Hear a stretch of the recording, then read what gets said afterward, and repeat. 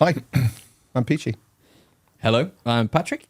Howdy, I'm Jeff. And to kick off 2024, we have our new guest for 2024. It's Liam Dempsey. And I couldn't think of a way to describe you on the questions for Patreon, so I called you a powerhouse. I got shared in one of the WhatsApp groups, and I was like, that's not a word that's ever been used for me just before. Yeah, so one of the things I'm going to get you to do is I was trying to think of a word to explain your style of content, because there's a lot of stuff. So there's people that probably know who you are that watch our show. And there's probably a lot of people that might not know who you are. I think it's probably more likely that one, to be fair. Yeah. So can you describe in a nutshell who you are and what you do? So that's actually a real tough question to put in place, because we do all kinds of different content. I guess the best words that have been used to describe our content is kind of garage hammer. Garage hammer? Garage hammer. So the sort of Warhammer that you play with your mates. So it's not overly narrative, it's not overly competitive, it's just what you play with your mates all the time. Yeah. We do 2 of those shows a week, and then we do a bunch of talk shows as well. Some of it I'm at home with the wife, which is glorious, by the way, because she has no clue about Warhammer whatsoever. So there's some comedic moments there. And some of it we do in the new studio. Yes, with Joe as well, who is a national treasure, Joe. People love Joe. Yeah. It's really chill. It's what I've tried to put across is what you would do with your mates when you play 40k or play games in general. And that's kind of the vibe we go for, I think, mostly. I mean, I've watched a few of the battle reports. I enjoyed the one with Valrook, mainly because you're just like ripping into each other, and Steve Box quite a lot because he was. I mean, they both deserve it. To be fair, yeah, I've had Steve on, still waiting to get Valrook on, but that was a joy watch. I met Jake as well because I played Warcry with Jake, so it was lovely people. Quite a nice little show, that one. So I enjoyed that. That was like 2 years ago. I know. Now. It's just. It popped up on my feed recently, weirdly. So I was like, Peachy's watched one video. That's it. That's all he's got. I don't actually know who Liam is either. That's how we work. We find a guest in the street and just go, you look like you know what you're talking about. Come on. Yeah. But you got it wrong this time.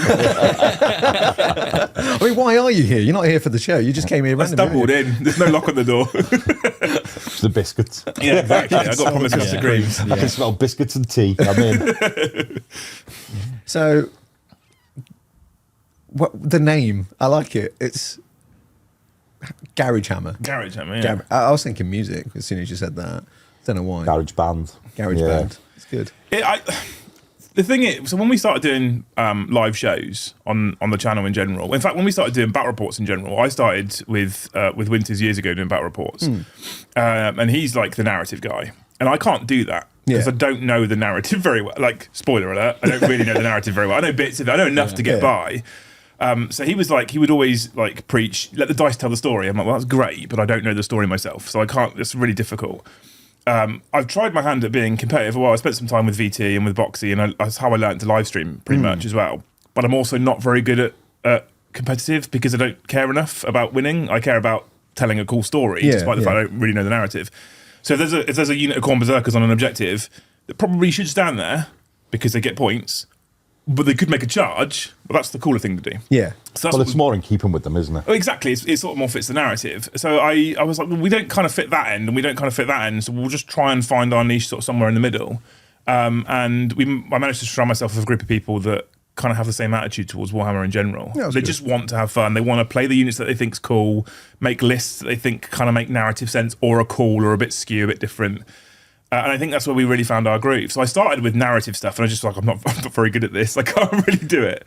And that's where we got the Garage Hammer vibe. And actually, for the majority of the channel's live streams so far, it was in my garage. Yeah. And that's where the name got coined from, because we were streaming from like in this little tiny one-car garage. The amount of people who've taken a video or a photo in this since I've moved out, they're like, that was not your studio. Like, it was. It's like his old studio. Yeah, like our old studio. Absolutely that. Tiny. 100%. And people, like, we took some videos for some of our members behind the scenes when we moved into the new studio and took some photos just to show them. And they're like, that's unreal. That was the studio. We were very cramped up, like, hey, everyone. Well, when I was at Pat's flat and when the studio was empty and it was literally just four white walls, I said to you today, I was like, how did all that get in there? Yeah.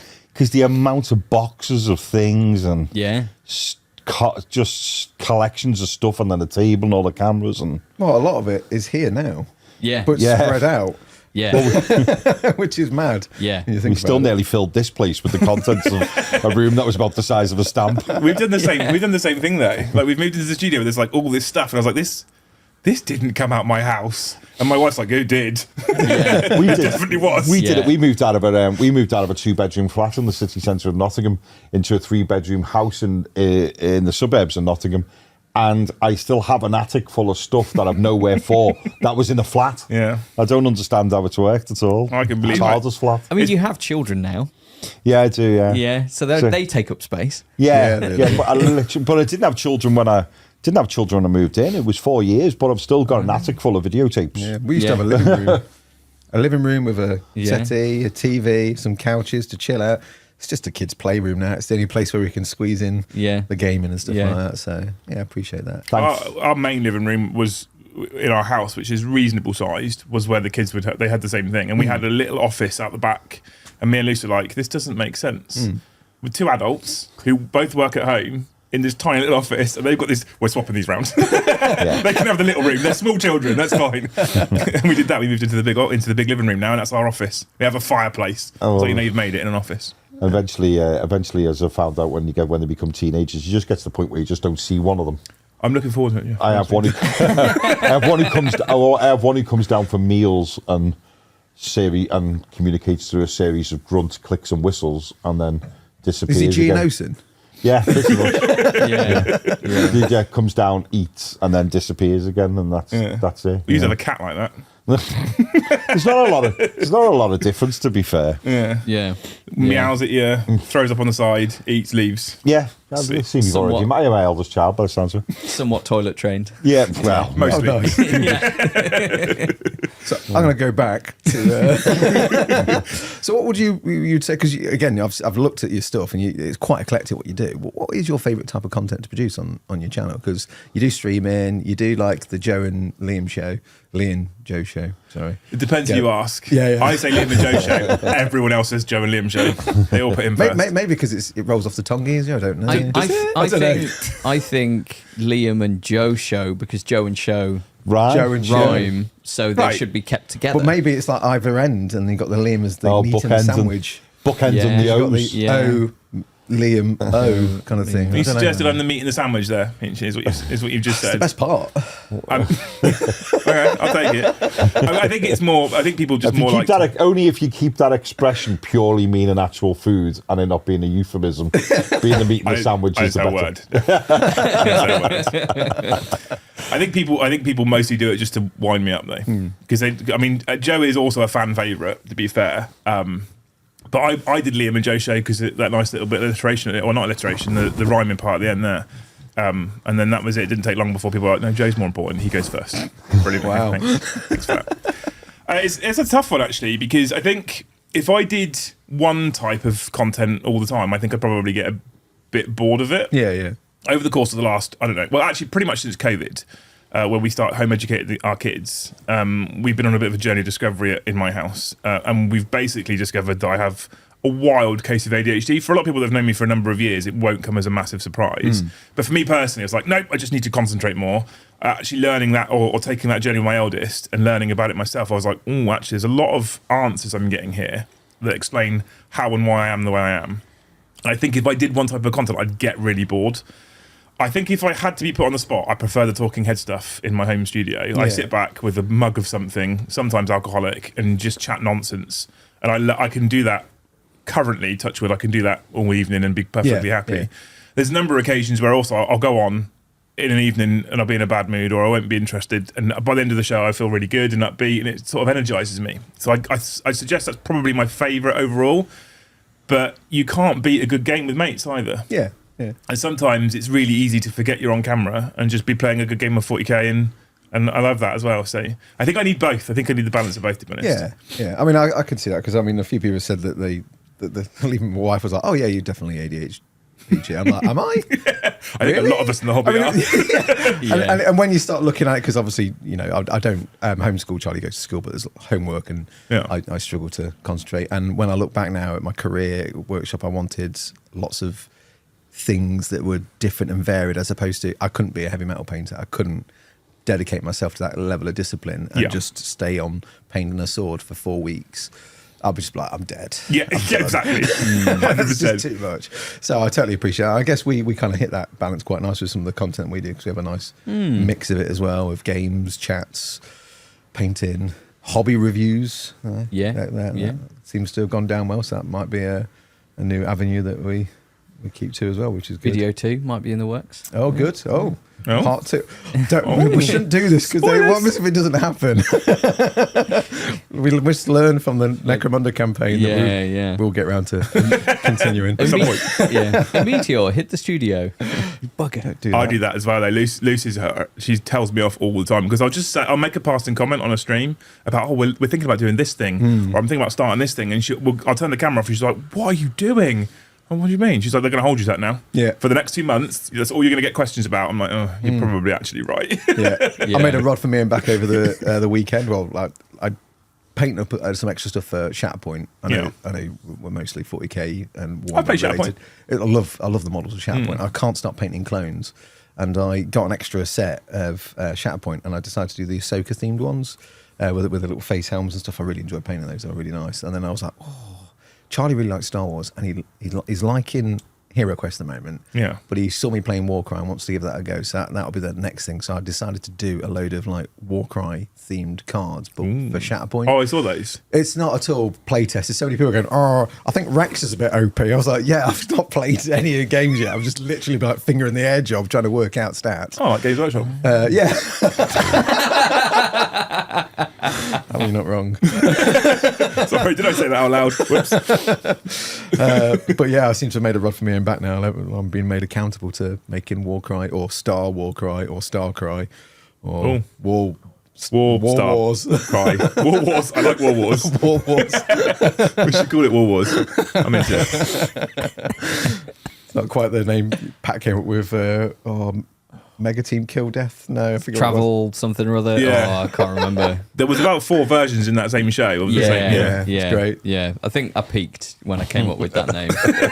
And the idea. It's all downhill from there. Yeah. That was the funniest I've ever been in my own head, and now it's just game over. Not even going to try. Yeah, That's fair. So without obviously annoying the good wife, do you have other ideas of stuff you planning on doing for the channel? That's loads. So a different style, as I'm sure you guys have probably already found as well, having a studio space opens up a whole bunch of doors, right? So previously, up until November last year, everything was in my house. So all the Talking Head stuff was in my office, and all the Battle Report stuff was in my garage. Now we have a big studio space. We're really working hard behind the scenes to sort other areas of that space out. So a lot of people have seen the main sort of stage now that we've built for Battle Reports, and a lot of the rest of it is like boxes and stuff just everywhere. Like, how did this all come out of the garage? So what we're trying to do is try and develop more areas to improve some of the current content. So we want to make some improvements to the Battle Report show, make it kind of a slightly more produced without losing that kind of hang out with friends vibe. But then also what I hopefully opens up the door to doing is some more sort of pre-recorded based content. I think there's certain games that don't typically lend themselves quite well to live, and probably better as pre-recorded videos. Yeah. And we just didn't really have the space, time, or capacity in the old one to do that. So we want to add that now. This is where I tumble down that rabbit hole, because we could do Age of Sigmar, we could do Old World, we could do Heresy, and it's like, stop, just say one and leave it there. Yeah. So I have to keep saying to people, look, I want to do all these things, but I don't know how quickly we can bring each one of them to life. Because in terms of like stuff, it's me and Joe. That's it. That's all we have right now. So I need to work out a workflow that works for those sorts of things as well. We want to be bringing some, like, Joe's an absolute avid like hobbyist, where I'm like, I've painted a leg, I'm bored, I want to start a different project. He'll paint a whole army and then be like, next army. Yeah. So he does like I'm sure he won't mind me saying, he does an incredible tabletop standard. It's never going to win a painting competition, but looking at it on the tabletop as a cohesive force, it looks glorious. So I'm like, there's some cool content to be made there. Because I often find on YouTube, I'm like, how to paint, I don't know, Necron Warrior, and they're like, 4 easy steps. First, do 17 airbrush layers with Zenithal highlights. Yeah. That's not simple, is it? It's not easy at all. See so much of that. I want Joe guides where he's like, just spray it once and then put a wash on it. Yeah. I could do that. Best way. Yeah, it needs more of that, I think, certainly. Because I've seen a few of those, like, what did I see before, over Christmas? There was like, 4 easy steps to paint this thing, and literally the first step was so tedious and long-winded. I was like, oh my god. Yeah, it's a I'm single not doing step that. strictly. Yeah. It's just a lot of it. Yeah, it's all in step 1, but it's 1A through G. Yeah. Or like something like that. Well, I was watching Dave Perryman, you know, the Infernal Brush. I was watching him the other day painting at a Blood Angel from Horus Heresy. Yeah. And he was like, you know, I'm going to, because his thing is, I haven't been an ex-heavy metal, I will recreate the heavy metal process for you. Yeah. And even he went, yeah, I'd save this for characters. Really? Yeah, he didn't have the courage or the conviction of going, yeah, you know, he basically between the lines was going, you're going to be really fed up if you've got to do this 50 times. You know I think that's the thing, though. It's like, I think this is the thing where I see with a lot of tuition videos, and I'm not saying that they do it wrong, and they're not. It's for a different audience, for sure. But they do one figure, and they go, I'm going to show you quick 7 easy steps to get this model on the tabletop. But they only do one, and they never intend to do 10 or 50.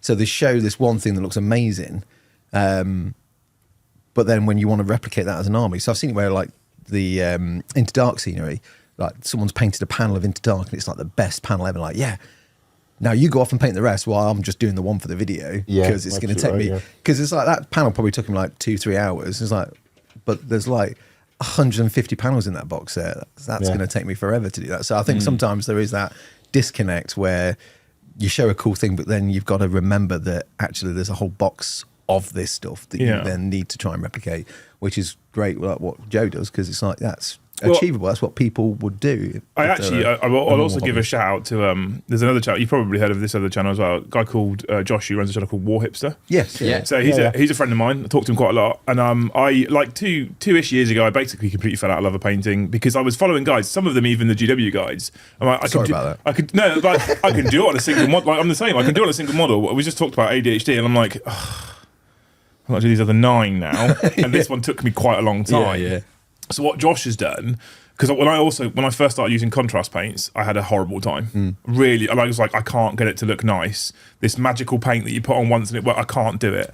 And he spent some time sort of teaching me how to use it properly. And his channel is basically all contrast-based tutorials. Yeah. And I've started using some of those now, and I actually have started to enjoy painting again because I can take 10 models, contrast all of them the way that he shows me, and then they all start to look good straight away. I'm like, now I'm seeing results immediately. Yeah. Because I watch some of the people on Instagram, like people like Angel Geraldes and stuff. Like, you watch what he does, and you look at it, and you're like, I don't. And if you follow his process, the first 70 to 80%, the model looks terrible. Yeah. It just looks awful, and then he goes, and then you just do this bit. And you're like, what happened? Yeah. Where did this Blue Peter moment come from? That's Richard Gray. How to draw an owl. Richard Gray is the same. Richard Gray literally looks like he's flicked paint on it from across the room, and then just goes, and there you go, and it's like, yeah, and that's got Golden Demon written all over it. And you know, the great thing about Richard is he freely admits that his models look like really sketchy and rough to begin with. Yeah. And he thought that maybe there's a bit of a disconnect between you see this incredible miniature on the thumbnail, and then you start the paint, and he's like, yeah, I'm just smashing on, stippling this really diluted paint, and you kind of look, you're like, how does that? And if someone hasn't watched the whole 40 minutes, then it kind of But I mean, that's kind of like the way of painting. I've always found, like, if it's messy, it's going to be messy. It's like when you're decorating a house, right? It's going to be messy until like you start doing the woodwork and taping it off and then making it look really nice. And suddenly the walls look great, and then the wallpaper all looks smart. But up to that point, it's just a mess. Yeah. And there's crap all on the floor until you've hoovered it up. And I find that same, like, you know, with painting. It's like, you know, it's messy. I use washes and contrasts a lot because they're runny, so they go in the cracks. So I don't have to sit there tediously painting in the cracks. It's kind of, that paint's done all the legwork for me. I was really bad for doing the base colours, adding the wash, which does all the definition, and then it looks awful, and then going, that looks awful, and leaving it alone. And I know that you do that next stage of layering up that base coat again, it looks great. Yeah. But I'm like, no, it looks awful. Next model, I'm doing a different one now. That was me forever until I found Joe, and that's when he saved the channel, because we have loads of armies that he's done. Amazing. Because he just keeps going. But I'm like, people like Rich, I really want to hate him. He's just such a nice guy, but I really want to hate him. Have you seen the one I always point people to is when he did the eyeballs on Mortarian's wings? Oh, my yeah. god. the one that always got me with him was, especially because how I found Richard Gray was I was looking for tips for painting Death Guard, and he painted one of the Death Guards from the Heroes box, and when it was finished, it didn't even look like it was a miniature anymore. It looked like an illustration in a book, and it was just like. And then he went. It was the concept of colours that just didn't make any sense. He went, I'm going to do the copper on around the edge of the shoulder pads. And he's like, so Bugman's flesh, and you're like, no, hang on, now that doesn't make any sense. What, you know? And then you realise with the way he works, it's obviously a lot of it is colour theory, but a big chunk of it is light placement. Yeah, is understanding how I'm going to turn that into looking like shiny metal because I put the light in the right place. And he's just think, my brain just can't cope with that level. There's not enough space left for that level of information. You know what I mean? No, I'm with you on that one, 100%. I can't do that stuff. I can make a glowy sword and I'm happy. That's what I care about. Yeah. People are like, it doesn't really make. I don't care if it doesn't make sense. It looks pretty. It's artistic license there, Liam. That's what it is. If I had to remember how to like put light on Bugman's flesh to make it look like copper, the combination lock for my shed would have to leave my head. Do you know what I mean? Things would have to go to make way for that. That's just making trade-offs all you know the what time. I mean? I'd have to forget where to get off the motorway going to Liverpool if I was going to. There isn't space. I'd have to just. Do I need to know how to tie shoelaces? Can I lose that? Yeah. I was talking about this the other day, my Space Marine lenses are fantastic, but I constantly trip over in shoes. Velcro's the way forward. Yeah. I was talking about this the other day with someone, like, you know, like the amount of useless information that you'll never use. I still know from collecting sticker books in the like 90s and like early 90s, I could like riff off like the Euro 96 team. Why? That's of no use except if I play pointless. You should be able. There should be an ability to be able to go in and get rid of stuff, shouldn't we? That just needs clearing out. We all need a hard drive that we It's can like manually Me clear. and the wife could have this. Like we were talking about ages ago. Talking about somebody had a particular skill set, and I said, "Oh, remember we met a guy who did that," and my wife was like, "When?" And I was like, "Oh, hang on." Emily's New Year's Eve party, 99. And she's like, oh, Jesus Christ, Jeff, I can barely remember what I had for me lunch. You know, and I go, but at the same point in time, if my wife was to send me to shop to buy 5 things, I'd pick up 3 and then phone her to remember what the other 2 was. But I can remember a conversation from like 20 years ago. I'll walk to the supermarket all proud, buy all the stuff I need, all the stuff I need, walk back all proud. She's like, did you get the bread? No. all the sandwich ingredients. Sounds so similar. I think my wife now just has little bets with herself as to how long it'll be before I phone. It's like, oh, he did well today, 25 minutes before he gave in and phoned me. It's because he got lost on the way to the supermarket. Yeah, though. probably. I forgot how to get there. See, Well, I used to know how to get there, but I replaced it with weathering. I make meticulous notes when I go to the supermarket. That's the way to do it. Nice. Yeah. That's how I do it. What are these notes? What do they entail? Meticulous notes, i.e. a shopping list. I like the way you made shopping lists sound like figuring out how to invade Poland. Yeah. It sounded much more impressive though. Yeah. Meticulous It's like notes. notes within notes on notes. Meticulous notes. Yeah. Sugar, bread, milk. Yeah, unbelievable. I thought by then you were going to like have it broken down to grams and price per gram and... I mean, Liz does that. Yeah. So not that bad, but I try. I know I'm terrible at remembering stuff. What I basically do is just walk up and down every single aisle. I can't do that. Till because I don't remember everything. I need to go and go, right, I'll walk down this aisle. There's nothing on this aisle my brain initially thinks I need. And then I go, oh, yeah, I did need disinfectant spray. I did need this. I just walk everywhere till I spot stuff that my brain goes, we've only that much left, you know? I can't do that in supermarkets. Yeah. I don't like people. Well, people that aren't wargamers, I don't like people. Yeah. So I'll go in.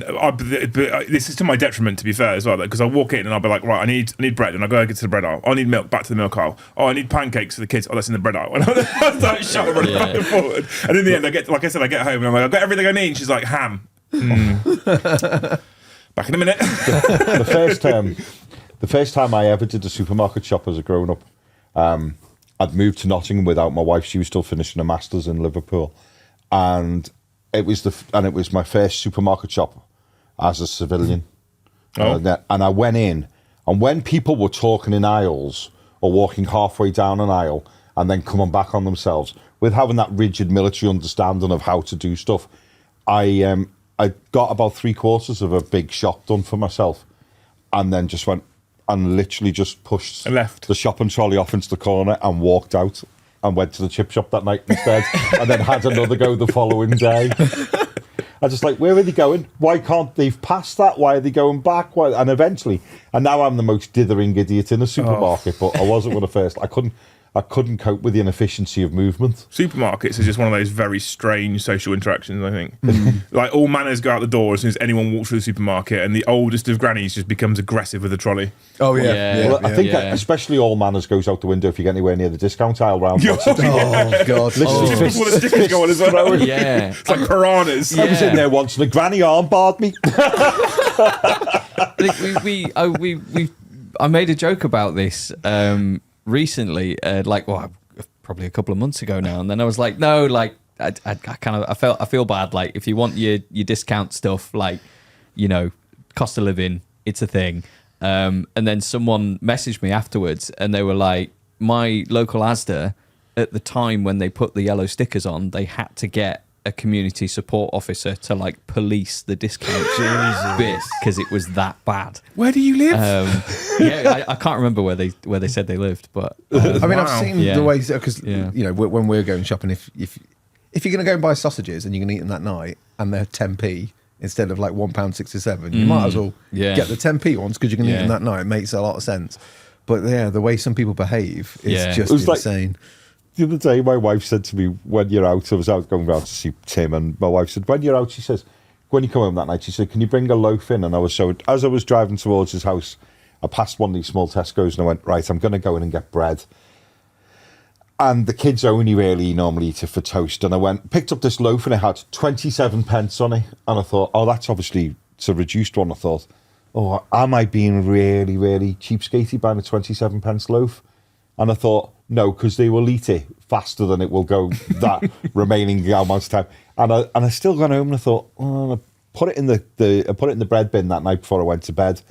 And then I went to work, and when I came home that night, because the kids were still off for Christmas, there was a single crust remaining. They'd had an entire loaf in less than 24 hours. And I thought, I'm glad I only paid 27 pence on reflection. good God. Yeah, oh Christ, they are literally like termites. I mean, that's a perfect I think description that two of children could devour a planet faster than Tyranids could. Oh yes, Warhammer. Yes. That's a thing. See where I brought it back round, Tyranids? Yeah, nice. I always like to ask the question, what did get you into Warhammer? What was your first engagement with the hobby? It's like a 2-stage process. 2 stages. Yeah. So my nan on my mum's side used to run a charity shop in the town that we live now, and she had some Warhammer stuff come into the shop, and she didn't know what it was. My dad was a big Airfix fan. So he used to build like Spitfires and stuff out of those model air kits. And I was kind of trying to follow his footsteps because, you know, we often look up to Dad and want to copy what he does. So I was like, I want to get into Airfix. And my nan came home and he's like, I've got this stuff. I don't know what it is. So I can't really sell it because I don't know what it is. So would the boys like it? And my brother got the very original set of Death Company box with Limatis as a full like metal, and I had the original metal Bloodthirster from Corn Demons, and that's what I got. And I put that thing together terribly with like a full tube of Araldites, like resin glue and stuff. And that was my first experience building it. I think, as will come as no surprise to most of my fan base, that remained unpainted forever. After that, we then went into the local GW in Southampton. And we bought a Rhino and a tactical squad each. I think it was like the sum total of less than 30 quid for the whole lot. Oh, amazing, right? Built that, painted that, and then found a friend at school. That happened, and then that kind of got put to bed for a while. Went to secondary school and met a guy called Simon. Went to his house, as kids do, for playdate type stuff, and he had a house full of Warhammer. I was like, and they had the terrain and all that kind of stuff. And that was what opened up the gate. Like at that point, I wasn't even completely aware there was a game to it. I just thought it was kind of like a sci-fi model type stuff that you built. And so he had a younger brother the exact same age as my younger brother. So they came over, and that was it. Then the four of us just got really into 40k. And when I say really into 40k, we weren't actually playing 40k. We were playing Simon's version of 40k, right? Where Simon seemed to always win. Okay, yeah. But we weren't playing Simon's version of 40k. But they weren't like, there wasn't a cohesive force. I had a guard, Imperial Guard force, which was a tank, a heavy weapons team, a special weapons team, a commissar, some Ogrit. There was no infantry squads. I was like, they're boring. I don't want them. And that was how we started playing it. So I grew up through school and college. College was kind of, I've discovered rugby, women and beer at this point. So it kind of went away. I think a lot of people had this sort of experience though. A little bit of a hobby hiatus. Joined the army at sort of 19. And when I got posted up to Ipswich, which was away from the family, I did my basic training, my trade training in Arborford and Reading for like a couple of years. Got posted up to Ipswich, 3.5 hours away. I was like, I don't really want to drive home every weekend. So the first weekend I was up there on my own, I just kind of went into the local town in Ipswich and found the local games workshop. I was like, I remember this. Wandered in, and then that's it. It started again then. But the difference was at that point I had disposable income. Yeah, and that became really dangerous. Yeah. And so I'd sit there in camp with my door open to my room on barracks, just building and painting models, and it was amazing. I've said this story on the channel a number of times. It was amazing the amount of people with a little head would pop around the corner. I used to have an open door policy. Like if you're on camp at the weekend and you're on your own, my door's open. You come have a brew. We'll eat some custard creams, whatever. The amount of people that sit there around the door, I'm like, what are you doing? I'm like, you nerd, with choice words in between. And they're like, okay, here it comes. And then like, I used to have some orcs. I'm like, oh, okay. Look at you. What's this one here? And suddenly they're all, I had all these stories about how I used to do Warhammer as well. Like, oh, did you? Yeah. This sounds exactly like retail. So you'd have the doors open. It'd be like a Sunday night, and you'd be like, usually kids in the store playing games because you're teaching them. It's like Sunday beginners. And you get like a bunch of guys walk past and go, Warlords and Dragons. And you're like, well, you obviously know what we do. To even say that as a statement. Hello, you. And one guy would just suddenly stop, then come back and go, I used to do this. I was like, do you want to learn how to play? I'm like, yes, please.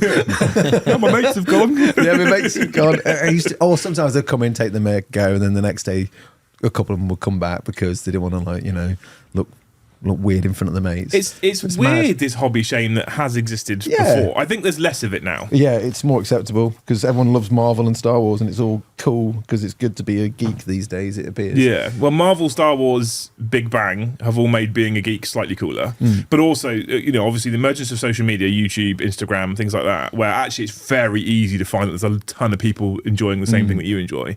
Obviously, I think it makes people less afraid of coming forward about being someone who's interested in something like Warhammer or whatever, which is really good because I remember like the first year or two of me in the military up at Ipswich was kind of torturous at times because, and it was this like secret, it was amazing that there were, on the airfield there's like these old airfield buildings the other side of where the main kind of hangars were.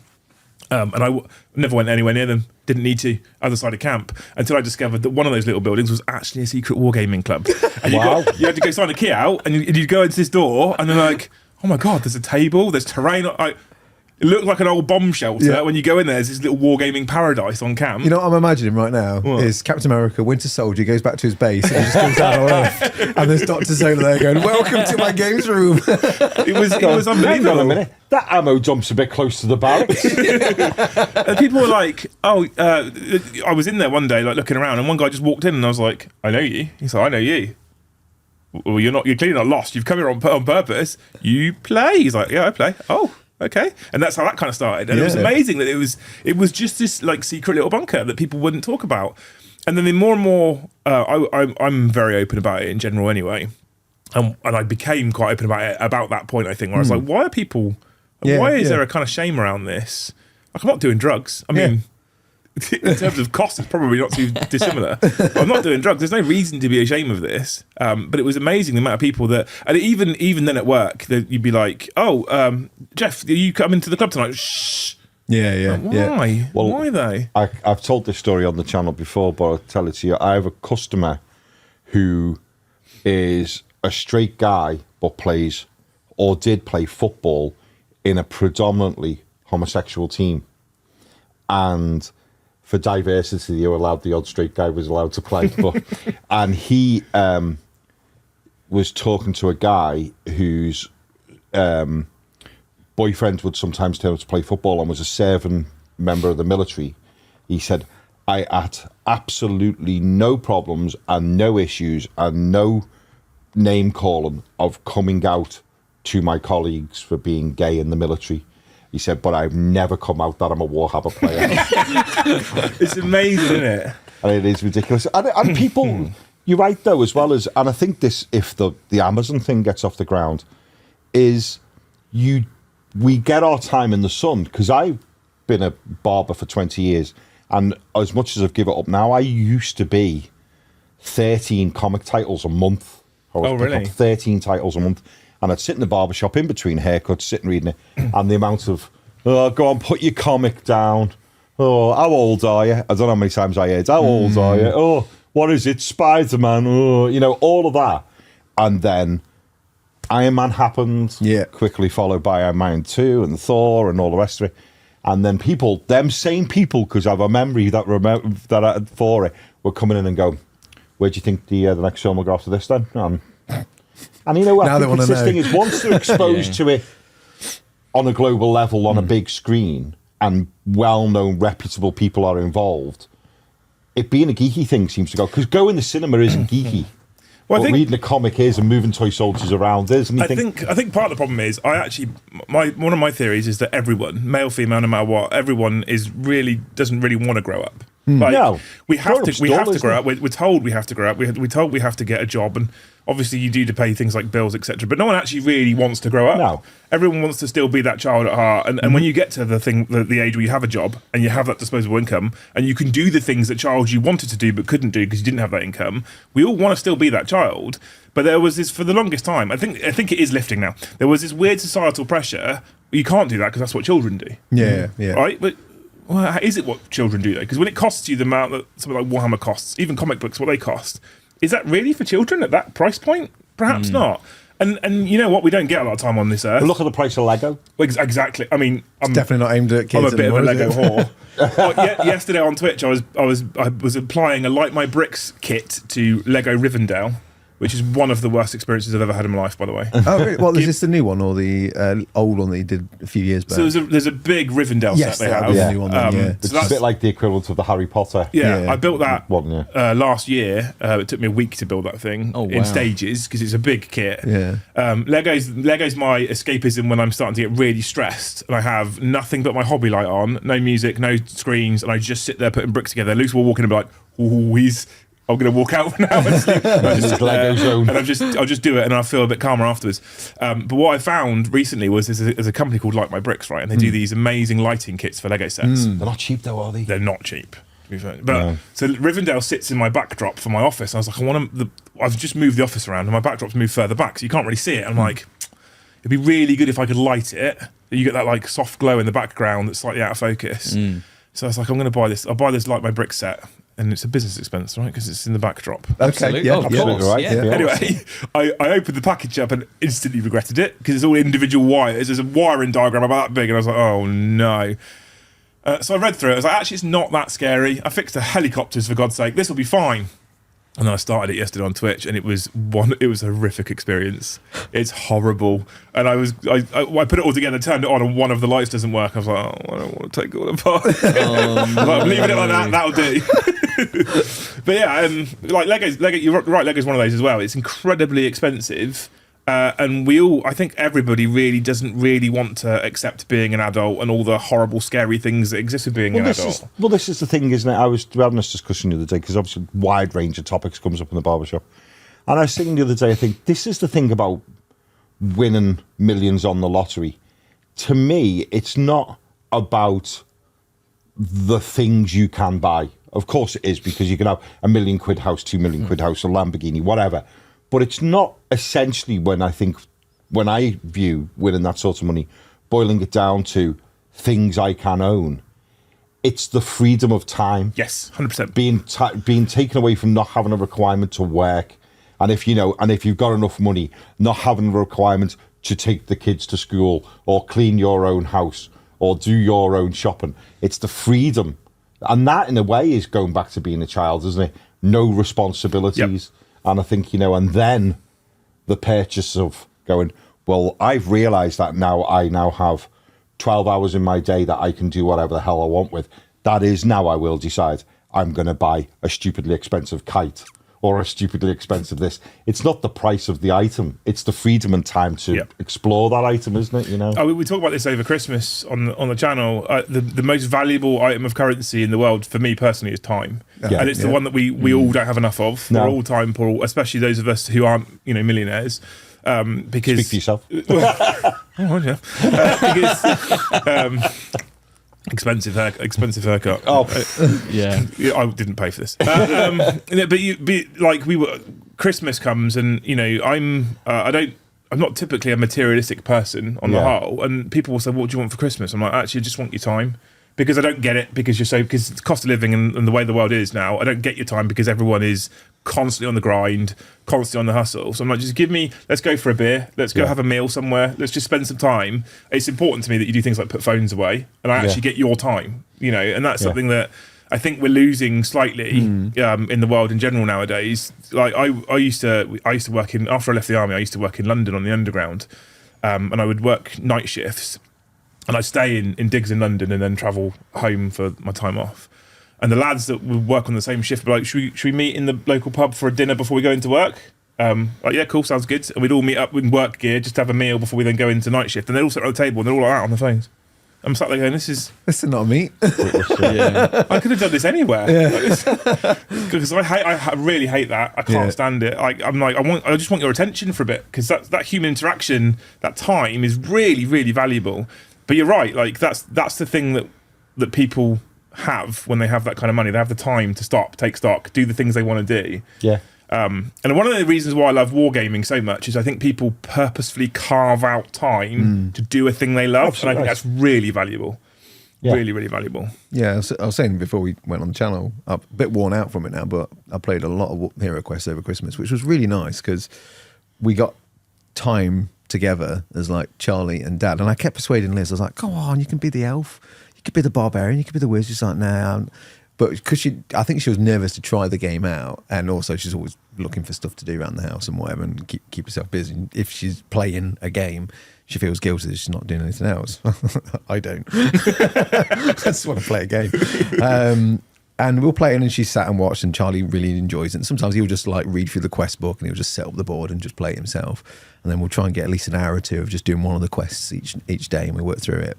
And she's like, "Oh, go on, then I'll give it a go." And she enjoyed it. Yeah. We just sat at the kitchen table, and we just literally just all played a quest, all had a character it's each. Lovely, and it was great. And the great thing is as well, you can all be characters because the app allows you to have someone playing as the baddies. Yeah. So you don't have to have someone as the GM control all the characters and stuff. I think we're on like quest 20 now, because you get like the main box set which has like 14 quests in it, and then it'd be 24, and then you get like 10 with all the extra sets and stuff. So we've like proper worked through it, but just having that time with Charlie, and I know my dad used to make that time for me when I was younger, so you get that nice connection stuff. I think you're right, and anyone that probably sees time as not a valuable resource, because you can't get it back.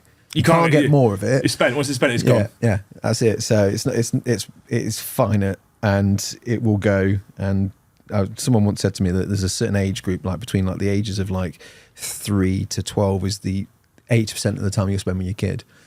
After that, it dramatically drops off. So use that time wisely with your kid.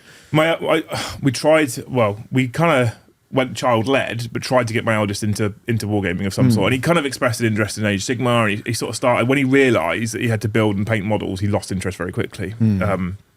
But so his, like, as an 11-year-old, well, he's 11 this month, as an 11-year-old boy, his main obsession is video games, as I'm sure most children of that age is nowadays. And one of his favourite games is Fortnite. Now, I can't really stand the game, if I'm honest with you. It's not, something that I particularly enjoy. But he asked me to play with him. I was like, yeah, I'll play with you. And what it's funny, actually, because I had this vision in my head. And then he said, right, so if you download it on your computer, I'm like, James, my computer's in a different room. He's like, yeah. I was like, well, I don't understand. And he set me up on my computer, and then he FaceTimed my phone from his iPad, right? And he put his iPad next to the computer. And I'm like, we're in the same house, James. We can literally play split screen in the living room, and I can sit with you. I can sit next to you and spend time with you. He's like, no, you be in your office. I'm like, this is not what I thought it was going to be. So I sat there in my office, and Luce comes in. She's like, what are you doing? I was like, FaceTiming James playing Fortnite. She's like, wow. I was like, I know, he's next door, and I want to be in there with him. And then the next time he's like, should we play Fortnite? I was like, can we just play in the same room? He's like, why? Because I want to spend time with you. He's like, why? you might understand, you're 10. That's funny. It's not like doing split screen GoldenEye on the N64. No, back in the that's day. my vision. That's what I was thinking of. Because it used to be worse when it was crossed, like 4 screens, Yes. and you got a small TV, Yeah. and you're there like, well, I can't see it. Well, I remember that came in the tail end of my military career, and you could just hear GoldenEye and Squaddy swearing at each other from just room after room after room. You know? I downloaded that because I got a Switch recently, and like me and my girlfriend play split screen Mario Kart, and it's brilliant. There's like no other games get put in really, but there's an emulator on the Switch, so you can play N64 games. And I was like, oh my god, relive my childhood! I can play GoldenEye. It's gonna be amazing. And like the TVs were different shapes back then, so it's gone. Well, we'll fit the width, and then we'll just expand it a bit there, so all the buttons that you need are like off the screen. See, and then all the controls are appalling because like the N64 controller, like there's memes about it, isn't there, where they're like, how do we know that humans had 3 hands? And then the alien holds up an N64 controller, and it's like, well, this is obvious. So like doing a first person shooter, but without the 2 like controls that like Sony had and stuff, and it's like, I would say unplayable. I turned it on and I was like, yeah, childhood is dead. There's a reason why you keep them in the past. The fun memories. I was like, I'll watch playthrough videos on YouTube instead. It's like with like certain movies and stuff. And I like, what was it I was watching recently? It was on TV. No, I was showing something to Liz on YouTube, and it was just really grainy. I was like, I don't remember this being that grainy. And it's like, was TV that bad when I was young? Because I'm sure it was clear. But then when you look back, it's like, oh, maybe it was just because it's like a recording of a recording of a recording of a recording. So like it's lost a lot of its clarity and stuff like that. But whenever you watch like adverts, because I was showing an old Hero Quest advert, and it was just so bad. You've seen that. Road sold. We were playing 80s film bingo over Christmas, Luce and I. We watched the original Die Hard. We watched the first Lethal Weapon. And like, watch them back now, because she's on at me for years about watching Lethal Weapon. I'm not a film buff, by the way. I just don't watch films in general, so I've seen almost nothing. And she was like, Lethal Weapon. So I was like, okay, you've been on about it for years. Let's sit down and watch it. And I was like, at the end of the film, she's like, I don't remember it being this bad. I remember it being much better than this. That's quite funny, because Lethal Weapon, I think of a lot of the 80s movies, I think is one of the few that I think for me still stands up. It stands up more than most of them, I think, but it's still, it was parts of it you're like, oh. The worst I think I've seen is movies that I've liked, and then I've shown my eldest child, who now has the fact that we are borderline like gun pornography now, is how well people like the movies like John Wick, and how slick everything is, and how massively efficient these guys are. And I remember showing him Aliens, and before they'd even fired a shot, and they were at the bit where they're in the hangar next to the dropship, and they bring Ripley out to go, this shit's worse than you think it is, and they're all just laughing it off. And my son said to me, when's this set? And I went, about 100 years from now. And he went, why has the quality of soldiering just gone downhill quite so badly? And then I showed him Predator in the same night. I showed him, and you know when that bit in Aliens very early on, it all goes wrong, doesn't it? And loads of them die really quickly. He just looked at me and went, I'm not surprised. And then I showed him Predator, because he does airsoft, you know. I showed him Predator, and he went, why has no one got a rifle in the shoulder? Why is that? And he was just like really, things like Arnie's knock knock, gag, stick around, things that we've all gone so cool. He was just going, I mean, just massively annoyed at how bad everything was. It's the recoilless infinite ammo pistols. I love firebomb trampoline grenades. They're my favourite. Firebomb trampoline grenades. They're my In favourite. Commando. But he loved them. I thought, I didn't show him Commando. I thought, I can't let him see Commando. If he thought he couldn't get on board with Predator, Commando is going to be literally a step too far. The only one he really liked is, I haven't shown him Lethal Weapon yet, but he really liked Die Hard.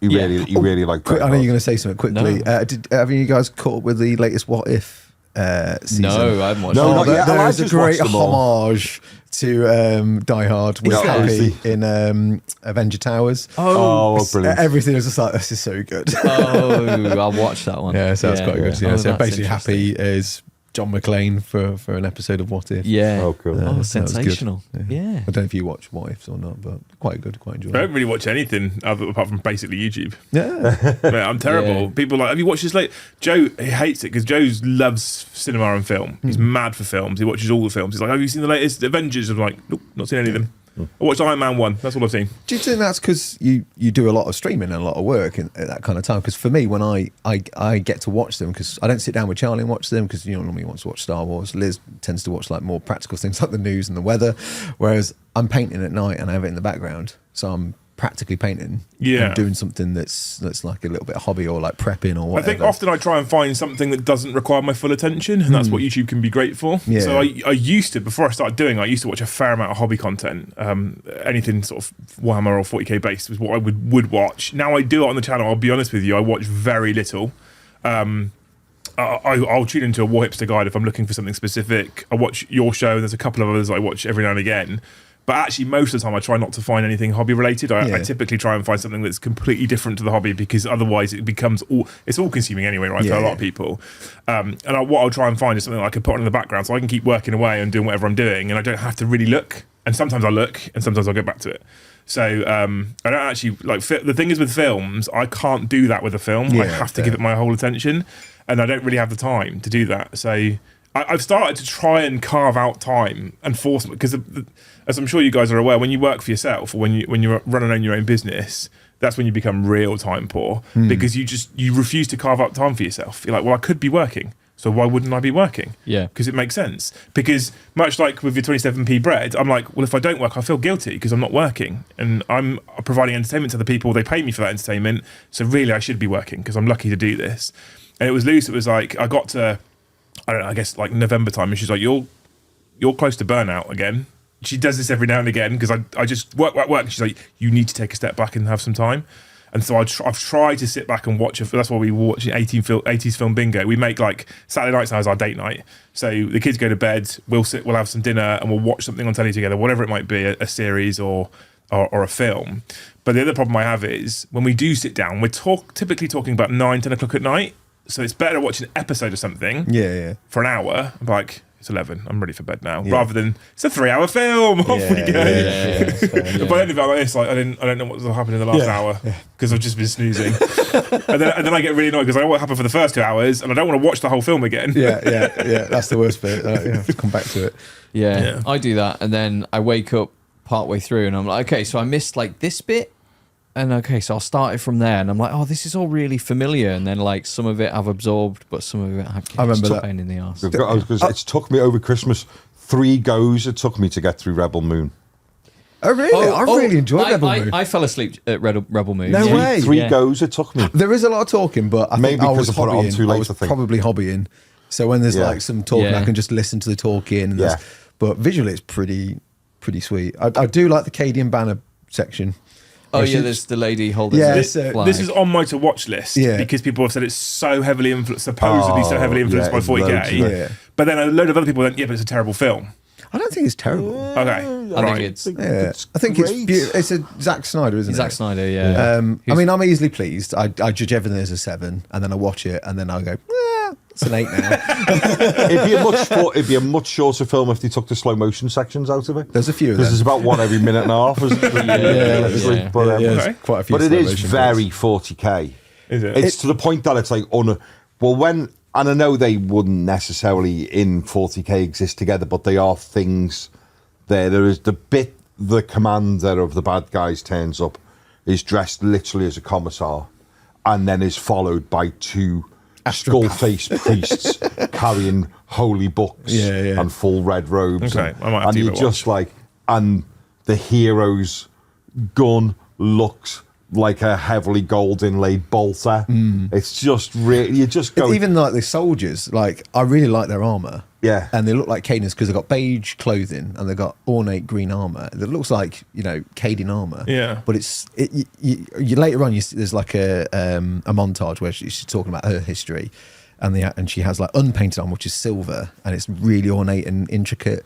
And then these soldiers have like the same kind of armor, but it's a bit like it's been painted over with like thick enamel hammerite paint and stuff like that, so it's really clogged up. But you can see some of the details, and it looks really nice. Really. And the robot's got like a big chalice on its chest. And yeah. So it's all. Oh, someone has literally gone root through 40k, and someone's gone. I want this to be a bit gothic and and someone's gone.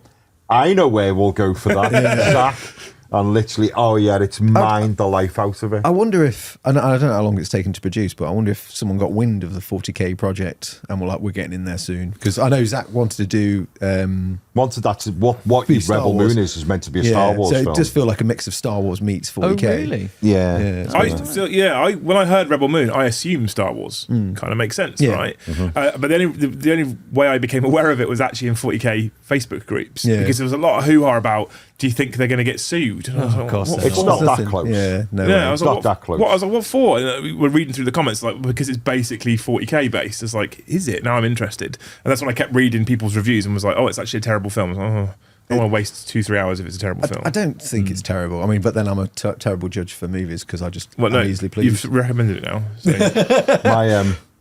My wife was watching it and then got to the point where Charlie Hunnam appeared on screen. Oh, yeah. Who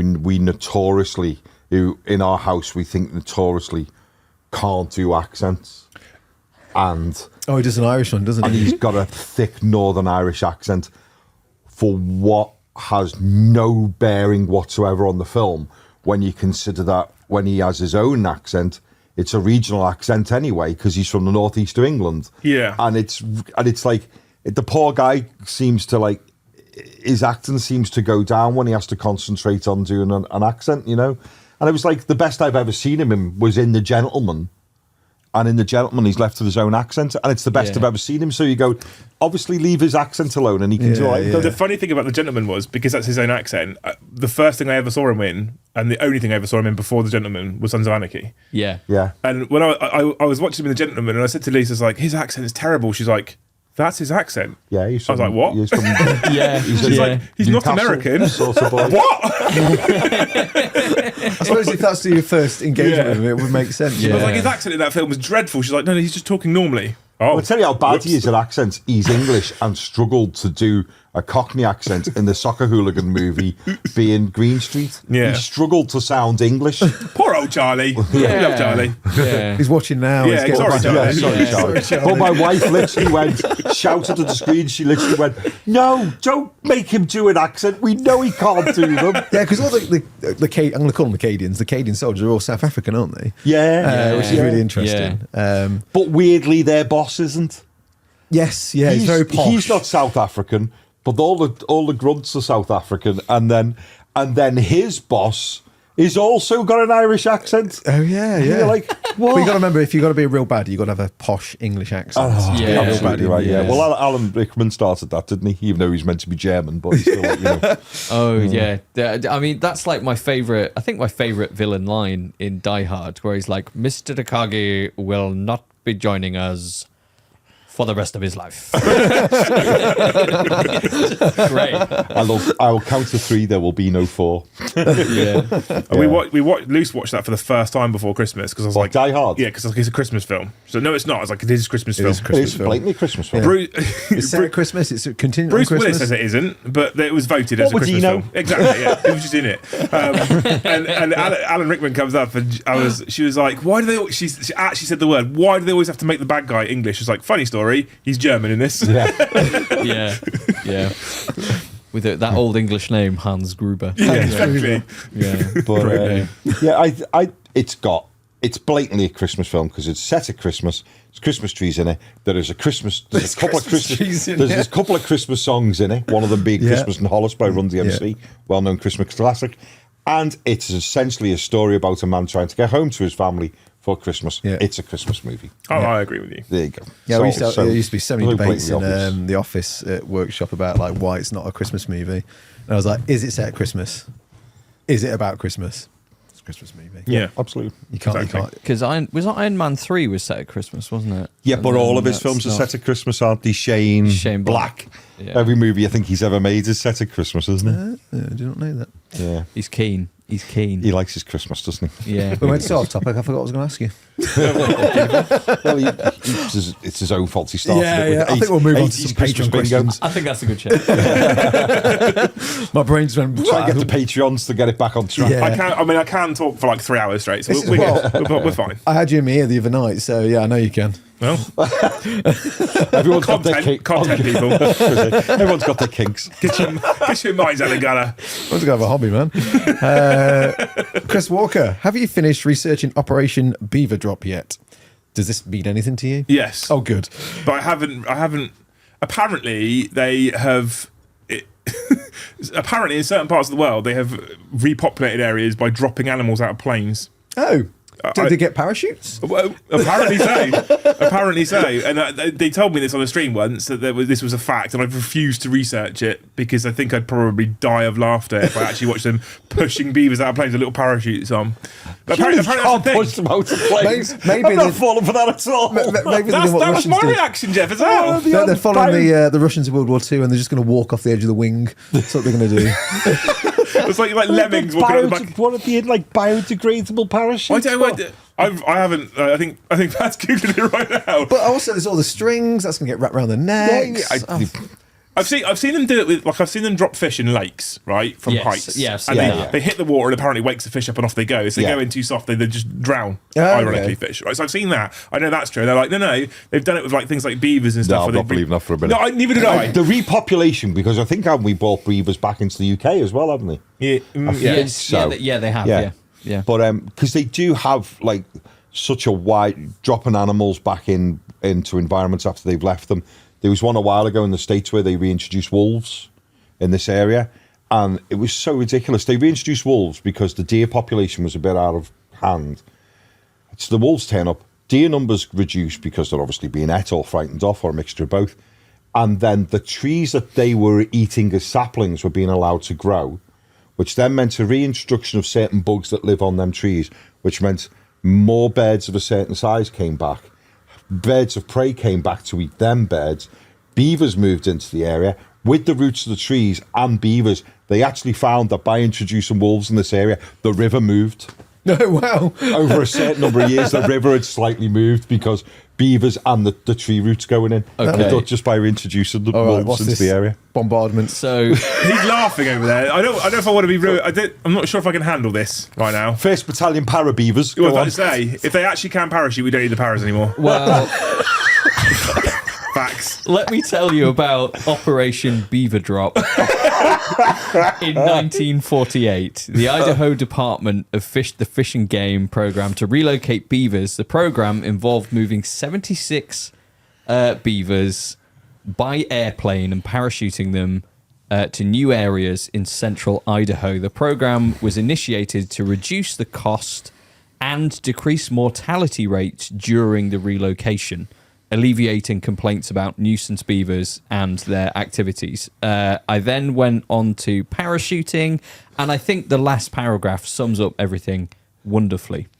On August 14th, 1948, a twin-engine Beechcraft took off with 8 crates of beavers, a pilot and a conservation officer.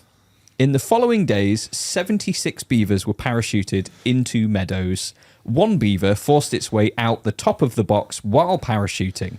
The beaver then jumped to its death and became the only casualty of Operation Beaver Drop. So I assume what's happening is the crates just break on contact with the ground and they get out.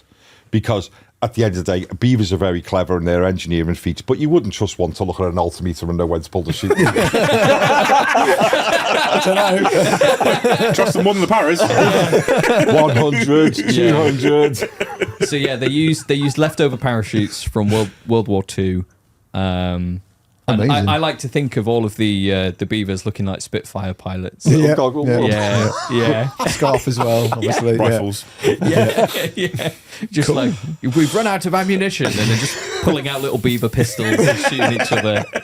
Yeah, There's a series in this, I reckon. Was that a helicopter thing? If you run out of ammunition, is it Winchester or something? Because that used to be like the helicopter pilots or air pilots, whatever. If they ran out of ammunition, they'd pull out the Winchester rifle and start shooting at each other. Yeah. And like do drive-bys. Well, it's in the very, very early days of. Yeah. Well, because obviously when biplanes entered the First World War. Oh yeah, pistols. Well, initially before that, they weren't introduced as a fighting thing. They were reconnaissance only, and they would obviously get to the point where the Germans and the Brits were passing each other.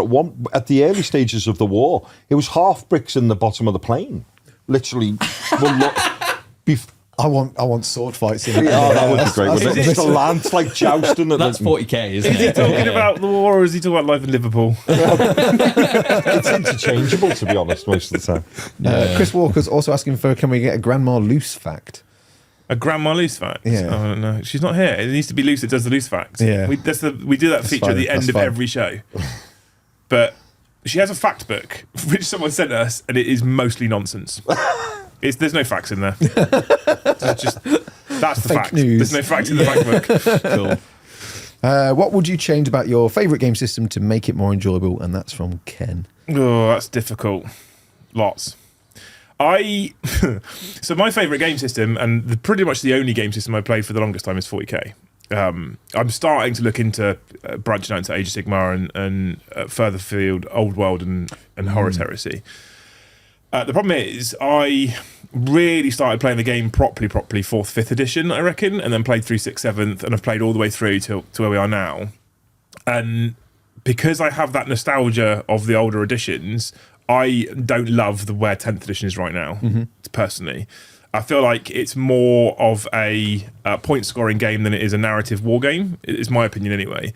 I think it probably caters very, very well to the tournament crowds, but I don't enjoy it as a narrative, immersive experience. So the main thing I'd probably change, personally, for that narrative experience is I want to remove as many rerolls from the game as possible. So not only does it slow it down and bog it down a little bit, but I feel like it removes some epic moments. Yeah. And I've talked about this loads on the channel. If you have a guardsman being charged down by a custodian Terminator with one wound left, and he pulls that overwatching las pistol and kills him, a custodian player goes, well, I'll just reroll the save, and I'm probably going to pass it, and that epic moment's gone then. Yeah. And that's what makes me very sad. good Yeah, shout. That. yeah. That's what really makes me sad. That if you get rid of that reroll, that epic moment stays, Yeah. and it actually manages to bring that thing down on the way in. And that's what the amount of times we've rolled a dice, and there's incredible amounts of excitement where the unlikely has happened, and the player goes, let's re-roll it. Oh, no, it's fine. I'm like, oh. When you could when you have something that can switch off a mortal wound, what's the point of having a thing called a mortal wound? Exactly. Not that mortal now, is it? It's not that mortal, is it? You know what I mean? You know. Yeah, rerolls. I think rerolls. I mean, at the very, very least, I've just removed the command point reroll mechanic. Yeah. At the very least, because that's the one that really typically affects some of those mad moments that can exist in 40k. I managed to get my first game of 10th in over Christmas. Thanks, guys, for teaching me how to play. Didn't really get to play much because most of it died quite quickly. But That's 10th. The less lethal edition. But obviously the reroll thing, there was a lot going off, so it was a massive steep learning curve for me. But I did like it was a bit more efficient in moving and sorting stuff out and stuff like that. So I didn't feel like too overwhelmed with the rules to start off with. So that was a good thing for me. But I can see We've said this a bit. I think accessibility is mostly better, I think, than what it has been in previous editions. And I look at Old World and I look at Heresy and I look at armor facings and blast templates, and I love them, but I can see how that could be incredibly daunting for a player coming in and going, I don't understand, or how do we work this out? I get it. I get why they've done a lot what they've done with 40k. And I don't necessarily think, selfishly, would I bring back armor facings and templates? Yeah. Do I think it's good for the game? Maybe not. If you've got that option in Heresy, you don't necessarily need a mirror of that game in a different time setting. You know, they need to be different games, I think, ultimately. I think GW have probably done a good job of making all the systems slightly different, so you are playing different games, because that means that potentially you've got customers that will want to play all four, which is, I think, you know, good for them as a company, good for them as a business. But that reroll mechanic really kills me. It's because I see every war game as and this is a me issue. I'm aware this is a me issue, not a game issue, but I see this as a storytelling exercise. One of the reasons why I think we struggle to get my kids into it so much is because I think kids nowadays struggle a little bit with imagination because everything's a video game or a screen or whatever. We've just started the kids on a children's-based D&D campaign. Like, no, there's no screens for this. There's no TV for this. There's no games. There's nothing going to tell you what to do here. You come up with it. And they're starting to get into it now, which is really nice to see. But having that reroll mechanic in and some of those other things that are similar to that just removes the excitement, I think, a little bit. Yeah. When that epic thing happens and they go, well, we just basically press rewind, replay. Oh, it didn't happen. Oh, that sucks a little bit. So yeah, no, I know you said you weren't like a big narrative player, but you definitely sound like you got the right mindset for narrative play because really you are telling a story. It's not about like knowing all the ins and outs of like a particular battle or this and the other. It's about telling the story in that game, right? I think that's perhaps I think you're probably right. That's perhaps a differentiation we should make. Like when I talk about not being a narrative player, what I'm saying is I can't recite to you all 100 and something books in the horror series. No, neither could I. Like my old business partner could, because he knows all of them. He's like, read this one, don't read that one, it's terrible, read that one. I'd say the difference there is that's a lore master. Okay, yeah. I'd call that person a lore master, and I'm a narrative player. I don't know all the rules, but what I do is when I play against friends stuff, we tell a story within that game. Yes. That's the narrative for me. It's about them all being engaged, telling a story. It has a beginning, it has a middle, it has an end. And what the end result of that game is will probably influence the next game. Yes. Whether you lose or win, it's adding to the next part of the story. So 100%. like me and Jeff played a game the other day for the channel. Doesn't matter who won because it adds to the next part of the story. That's what it's all about. Well, we did the show the other week, just me and Pat, and someone was talking about whether 40k should get in the sea, as we were calling it. It was like, should it stay in 2023?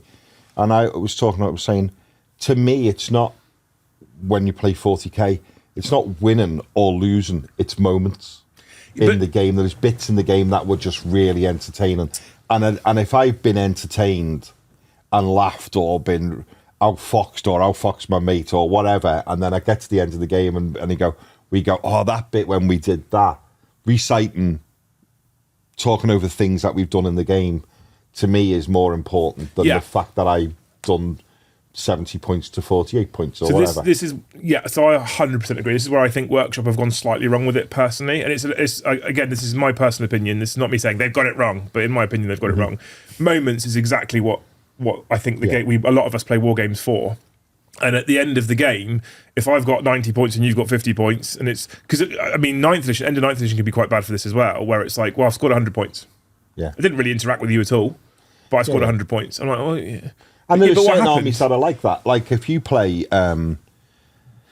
Genestealer Cult, which I'm really quite interested in as an army, but versus certain other types of armies, it's like darts, isn't it? Two men when they play darts, they don't play darts against each other. It's like golf. You don't do a thing that tactically alters how he plays the rest of his game. You know what I mean? If your football team comes out and they've gone with this formation and your formation's different, sometimes the manager will have to say, no, you now move into that position. Things alter as the game goes on. Yeah. But when two men play darts, it's just 501 to 0 as quickly as you can manage it. The tactical, I'm sure there is some, but the tactical interaction between them is actually virtually non-existent. Yeah, I agree. It's why you can play golf on your own, because you play golf against yourself. You've got no friends. Yeah, you play against yourself, don't you? Because if the last time you went out, you were par this, your aim is to get as near to perfect. And I think sometimes with armies like Genestealer Cult, it's just you trying to rack up the points, isn't it? And you're going to lose men, and you'll shoot men if they're getting a bit close to points that you're trying to gain. But you're not actually having sometimes it's not really a tactical battle, it's more like a race, isn't it? But 40k feels a little bit built like that now. That's my problem. Yeah, that's what I mean. And like, so we were talking about this the other day. I really miss the Maelstrom of War system that existed previously. Because at the moment, we kind of have a little bit of that with Leviathan and your secondary deck. You can randomly draw them. Fun fact: I've never gone fixed. I don't think we always randomly draw because it kind of brings a little bit of that Maelstrom element into the game. But still, the primary point scoring is fixed and mostly involves stay on your home objective. Mm-hmm. One of my favourite armies is World Eaters. I don't want to sit on a home objective. It's not really what berserkers want to be doing. That's not typically in their narrative. No. But we have a system where you're rewarded for sitting on points and just holding those points. And I guess you could argue there is a strategically narrative element you could layer into that, but I feel like you're kind of forcing it a little bit. Yeah. And then it's plagued with no longer called actions, but still actions. Go stand in the corner and do an action with your whole unit. I don't want to. And then what you have is, with certain players is they'll start bringing units to the tabletop, specifically designed to go and do actions in the corner. I'm like, I get it, because you want to score points and you want to win games, but that kind of, for me personally, defeats the point of narrative wargaming. Well, I think with doing actions on objectives, raising a banner as it used to be called, or this or whatever it was, and I think it reminds me of Ghost Recon Future Soldier Online.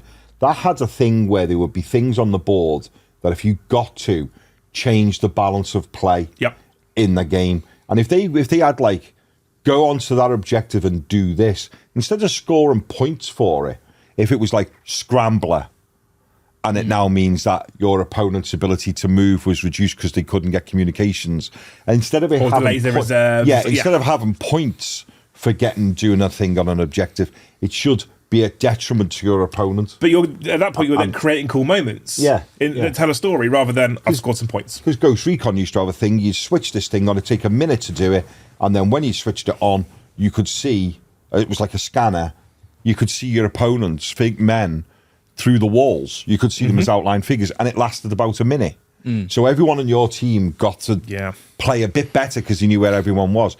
And I think I'd rather the actions have a bearing on the game than just have a bearing on your score. Yeah. Because it's just a bit... I mean, you absolutely nailed it when you said that it's about the cool moments rather than the end result. That, for me, that's what the game's all about. And I think the game design has come away from cool moments and gone towards the end score. And I feel like that's maybe a mistake. But I think maybe 40k would be better if you got two rule books, which was 40k and 40k Advanced, and 40k Advanced was where... basically, I think the way I would do it is I'd have a core rule pack which everyone plays off of, and then you have two supplements, one that's tournament pack and one that's basically everybody else essentially. And the tournament includes your the tournament includes your actions and your secondaries and your Leviathan mission pack, and the narrative one says, you know what, here's your old Maelstrom deck and here's your cool 6 Eternal War missions where you can actually just fight for 5 turns and not worry about scoring points. I mean, if you had like 40k Advance. Whereas, you know, at the moment with Leviathan, you just play tank versus tank. But if you had 40k Advance, you could bring in Facens, couldn't you? You could bring Facens back in, where at the moment you roll a dice for how many hits does a flame... Well, not how many hits. How many wounds does a flamer do? Oh, don't get me started on that. Right. But how many wounds does a flamer do? Whereas you could go in Warhammer Advanced as a template. When templates existed, you basically didn't get conga lines. Yeah. Because you go, there's my template, thank you for all your men underneath that. Oh, I don't. Yeah. There was 8th edition, there was a moment in, I think it was 8th edition, where they had a core rule set that GW had built, which was pretty decent on the whole. And I know they indexed everything, but then, and 7th edition was similar to this as well. So did you take whichever one is your preferred edition of choice out of those two? But then Frontline built the ITC mission pack. And so if you wanted to play tournaments and you wanted to play primary and secondary scoring, you played ITC. Everyone else played everything else that existed. And that's where I think was a kind of a sweet spot for being able to accommodate the tournament scene, whilst also be able to accommodate what I think is the majority, which is the casual gamer and the casual player. I think that's where we probably need to be, because if you think about it right now, in terms of official ways of playing, there's a mission in the rulebook, and then there's Leviathan, and that's all you've got.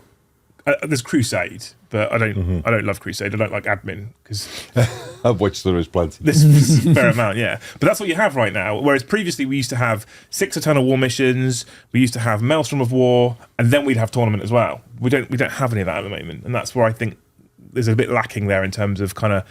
Here's we can build 6-7 missions in a row, which will tell that narrative story where you can impact one, and when you might play the relic, and the person who successfully secures the relic then gets a benefit in this next game that we're going to play, and then there's etc. etc. We don't really have that at the moment. And the thing is, though, a thing which is easy to forget, you can house rule the life out of whatever you want. Yeah, we talked about this a lot. Actually, you can make up any mission you want to, but the problem is we all want to be told what to do. Yeah. Well, me and my friend used to play. Always used to play 40k way. I know now it's split fire and going, they're firing at this and they're firing at that in the same squad. Never used to be a thing. But we always used to play when I played Imperial Guard, and my mate, like myself, is ex-military, he was going, if 9 men are firing las cannons at them gribbly Tyranids over there, why would the guy with the missile launcher shoot at them when the bigger one over there is behind them? So we always played, if you had a heavy weapon in a squad, it could always split and shoot something else, because why would you waste it? When, you know what I mean? And we always played it that way. It's like Necromunda, you have to shoot the thing that's closest. Yeah. But then you're like, but that's like a small gribbly little spider. There's a big guy with a machine gun. Yeah, it's far more worrying. We've actually talked in depth off camera on the channel with the team about house ruling certain things, and we've actually decided, because YouTube, it's probably better not to. So we're probably actually better playing the rule set as intended by GW. Just keep the one in your brain. Because when new people come and find us, I really don't want them to go, I don't understand what's going on. You've made too many changes. I can't follow this. I'm out. Right? So we make ourselves more accessible by playing the rule set as is. Yeah. But like, for example, some of the leader mechanics don't make sense. So a librarian has a psychic hood. So it says specifically, while this model is leading a unit, you get a save against psychic attacks. So the second he's not leading a unit, he doesn't get that save anymore. Which makes no sense. But he's the librarian. But he's got the hood still. Exactly. Yeah. He's put it down. All my friends are dead. I'm done. That's what happens. That's what happens there, Peachy. I don't know if you know Warhammer narrative at all. I'm not a lore master, so I don't know that now. That's hilarious. And then if he's in Terminator armor, he can't take it off anyway. Well, he'll find a way. Yeah. Don't make it difficult. He's got a special hood, hasn't he, at the back? That dude over there. Yeah. Ceramite angle grinder. Yeah. But I mean, going back to the bit where you're saying like it's moments in games as opposed to the victory. I mean, I only remember the moments in games. I don't remember who won. And I guess that might be different for tournament play. You remember who you beat and how you beat them. Whereas me, I remember that time when I stabbed that guy in the groin. That was great. And I need to be clear as well. Like, I don't have a problem with tournament play or tournament players. No, same, yeah. Like, all power to them. And I actually enjoy going to... I mean, I typically enjoy going to events because I get to play 5 people who I wouldn't normally get to play. Yeah. And it's normally a positive experience on the whole. And tournament players who want to turn up and go, how many times can I score nearly 100 points? How many points can I get? That's fine. I've got no problems with that. But I feel like at the moment the game is more catered to them. Yeah, no, agreed. Yeah, and less catered to us. I know why that is. It's because we used to have this argument a lot. When I was in the studio, you had Jervis Johnson was very narrative. He was the only sensible voice in the room for narrative. Everyone else were tournament players. So all the other managers in the studio were tournament players. They liked tournaments, so they catered the rule system to what they liked and enjoyed, and forgot that there's people like myself that just like to play for fun. Yeah, and I think that's the biggest thing. I've done some tournaments and we've had tournament players on, and that is fine. I'm never going to stop that. It's when something is made and doesn't cater for multiple parties. Yeah. So the new hotness right now is tournament play, match play. So we're just going to do rule sets for that, and Soju narrative plays, which is probably like a good proportion of the customer base as well. So I think what often happens as well is us narrative people find it very easy. We do typically like to be told what to do. So I would like to have a mission set or a pack of missions that give me some more choice to play games on the channel that people can follow along to at home, rather than going, hey, we've made all these rules up. Because again, accessibility, right? If someone turns up to the channel and I'm saying, here's the mission, they're like, well, where do I find this mission? Well, no, we've made it up. Some people that can put them off. Yeah. Whereas tournament players, if you don't give them an option for tournament play, they typically can be quite loud about the fact they don't have that kind of balance or that kind of option. So I think often a lot of us will just keep our mouths shut and get on with it. Yeah. So I do try and use the channel a little bit as a platform to be like, please give us something. I'm not saying you've done a terrible job. Yeah. Sometimes I think perhaps that's the case, but just give us something where we can go, here's a pack that we can play with, and I'll keep it to one side. You can keep doing your tournament stuff, but let us play with it at least. Yeah. I'd like to see. So I mean, the biggest thing I'd change, back to the question, is the reroll. But I'd like to see more of an effort from Workshop to kind of give us more structured play for narrative type players, rather than just score as many points as you can. Yeah. No, agreed. We've got Zamfire Skew Adrian, who has 2 questions. One's more of a statement, which is, what is your favourite drink and why is it Viking Blood Mead? It is Viking Blood Mead. It's amazing stuff. And what cheese and crackers go best with this mead? I'm a very plain cheese and cracker man. Just Jacob's crackers. Nice. A little bit of normal butter. Yeah. And then a strong cheddar, a mature cheddar on top. Mature cheddar. I like a nice Black Bomber. Have you ever had Black Bomber cheddar? No. Makes your tongue tingle. Yeah, it's good. Ooh. It's incredible stuff. Have to give that a go. I did have some cheddar that was black recently, might have gone off. and that was yeah. I think they'd When it came out of A&E, I thought it was amazing. It had charcoal in it, I think, to give it the colour. Oh, wow. Something along those lines. And it just tasted like normal cheese. So I think it was just like, oh my God, look, it's not cheese colour. Yeah, I like the cheese that Yeah. rattles my tongue. Yeah. Viking's Blood Mead. Have you had mead? I've had mead, but I've not had Viking's Blood Mead. Lancashire Mead Company. Viking's Blood Mead is exceptional. The problem, so it's a dark fruits mead that they've made. So you sip it. I always say to people, take 3 sips. Right? You sip the first one, you're like, ugh. And you take the second sip, you're like, actually. And then by the third sip, it's like drinking a soft drink. It's dangerous. Oh, yes. It's really dangerous. Yeah, I used to do that. I might order some of that. It's really nice. I'm not a massive fan of cider, like apple cider, but I quite like fruity ciders. And it is pop. You're just drinking pop. It is. And you forget, really bad. and you're like, how many have I had? And then you go to stand up. Yeah. Zamfire also saying, hi Liam, makes me happy to see this collaboration, especially being a huge fan of both channels. Question, was it hard being a Warhammer player during your deployments?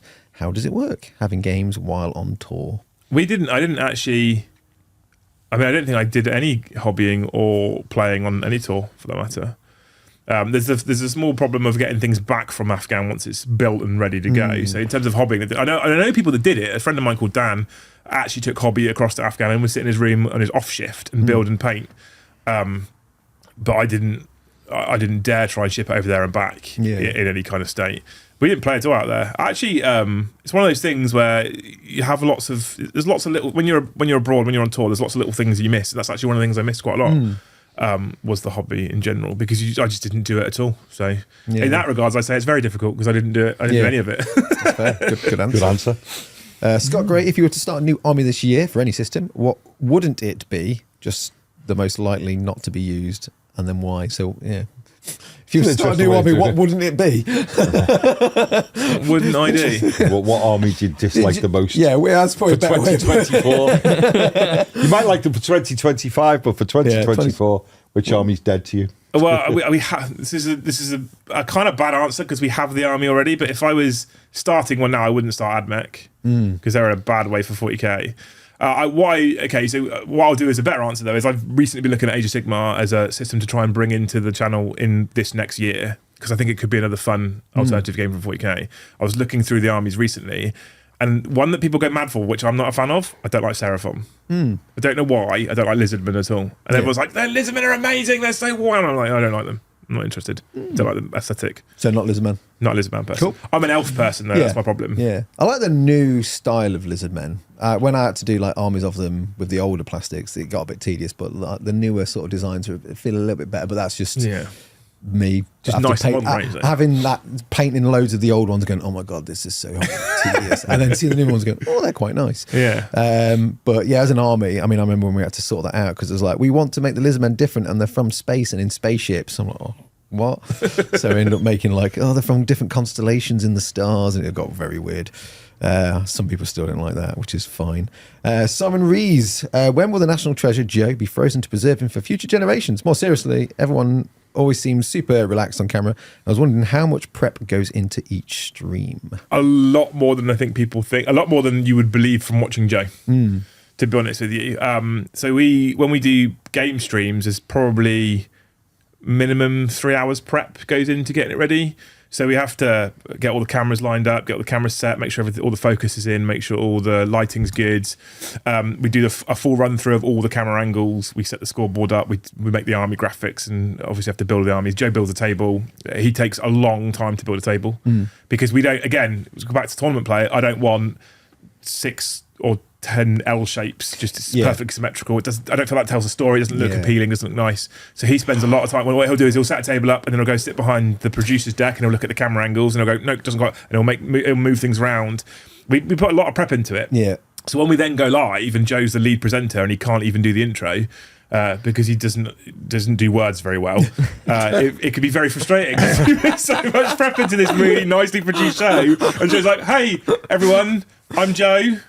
Play some Warhammer." I'm like, "Great, thanks, Jay. That's good, really good." I totally get the table set because I used to do that a lot with Warhammer TV. Like you'd set it up and then you'd have like, "That's a really cool build, and I want that." Oh, the camera's kind of it's going to block It's the right in the camera way. shot. So you end up having to like build like a set, like a movie set, but it still looks playable, but still looks cool. And sometimes we're like, we want to use this board and we really want this specific piece of scenery. And I'm like, well, that's going to take up so much. That's just going to go in front of the camera. You're not going to see anything that goes behind it. This is where But I we used to make love doing slight that. tweaks to some rules, Yeah. and I mean very slight. So we'll typically have slightly lower scenery at the front of the camera, obviously, because I mean, live streaming and pre-recorded battle reports are two very different entities. We'll go into those in just a second. But for live, we have a front angle, a top-down angle, an angle camera. And that's kind of all we really have to play with at the moment. And I've got a robotic arm I'm going to be bringing in to do some more stuff in the future as well, hopefully. But I need another camera for that's more expense. So we have to be cognizant of what people can see, and people do care about seeing what's on the tabletop. Now, my personal opinion, when you're doing live content, actually, it's more about the story of the two players and what's going on, the highs, the lows, the emotions of those two people. And that's the story I try and really tell, is what those two people are doing and how those two people are interacting. I think when you go into pre-record, it's more about the story on the tabletop and what's going on. And you don't really care too much about the players. That's how I try and differentiate the two anyway. So what we will do is we'll have maybe a 4-inch building at the front, but we'll be like, for the sake of terrain, we'll call it 5 inches in obscuring, because otherwise that person's got a ton of cover, this person's got very limited cover, it's very one-sided. We need to kind of make sure there's that balance there for both players. So though it's not symmetrical, we're offering similar levels of cover, similar levels of playability on the table. But for camera purposes, we want the slightly lower piece of terrain at the front. And that's kind of the only real tweak we make. But that's also part of the prep work that goes in, where we're like, right, we have to talk about terrain now. This is going to be obscuring. We know it's 4 inches. It's not 5 inches, but it's going to be obscuring, because otherwise this poor bugger stood opposite the guard is just going to get flattened. It's not a game then, and that's not fun. So, there's loads of prep goes in. In terms of freezing Joe, you need a lot of ice. A lot of ice. We've got enough ice. Yeah. Rob, hi Liam. If you've not already discussed this, how do you think GW is managing with balancing so many 40k factions, both with rules and models in the 3-year cycle? If Emperor's Children Dark Mechanicus do join the party in 10th, is that the limit of the current format? That's a lot. It is a lot. I actually don't think they do a terrible job on the whole with balance. I think the thing that frustrates me the most as a player, one of the things, especially from running a channel, one of the things I really bang on about constantly is accessibility for people in general. I do think that the core rule set for 10th is better for accessibility, but constant updates makes it harder. So when a person comes to play the game, you're like, well, here's your rule book, and here's your 18 pages of clarification that exists on the Warhammer community page, and here's your Leviathan mission pack, and here's your tournament pack update, and here's your FAQ. I'm like, and they're like, well, I've got 6 things to read before I can even start thinking about playing a game. That reduces accessibility quite substantially. It puts me off, definitely. So in terms of balancing the game, it's good. And I remember the days where they'd go, here's your codex. Wait to your next one. And that was the only update you got. If something was broken, it stayed broken. And I don't ever want to go back to that, but I think the constant I think we're looking at 3 monthlies for balanced data slates at the moment. Every 3 months they bring out a balanced data slate. So, and for people that like me are slow hobbyers as well, by the time you finish, like I'm building an Eldar army at the moment, and by the time this new balanced data slate comes out, I reckon my points will be wrong and I'll have to change my army list. And that's very frustrating for accessibility reasons, right? People, this isn't a cheap hobby. So in terms of actual game balance, I think they do a good job. But in terms of balancing that itself with accessibility for people, I think they do not a great job. I think that bringing in 2 new factions was Emperor's Children and another one, Dark Mechanicus. I think allowing everyone to have the representation of their favourite faction is a great thing, and I think Games Workshop can bring even more factions into the game. Yeah, agreed. But it makes their job balancing harder. It will always make their job balancing harder. And I think that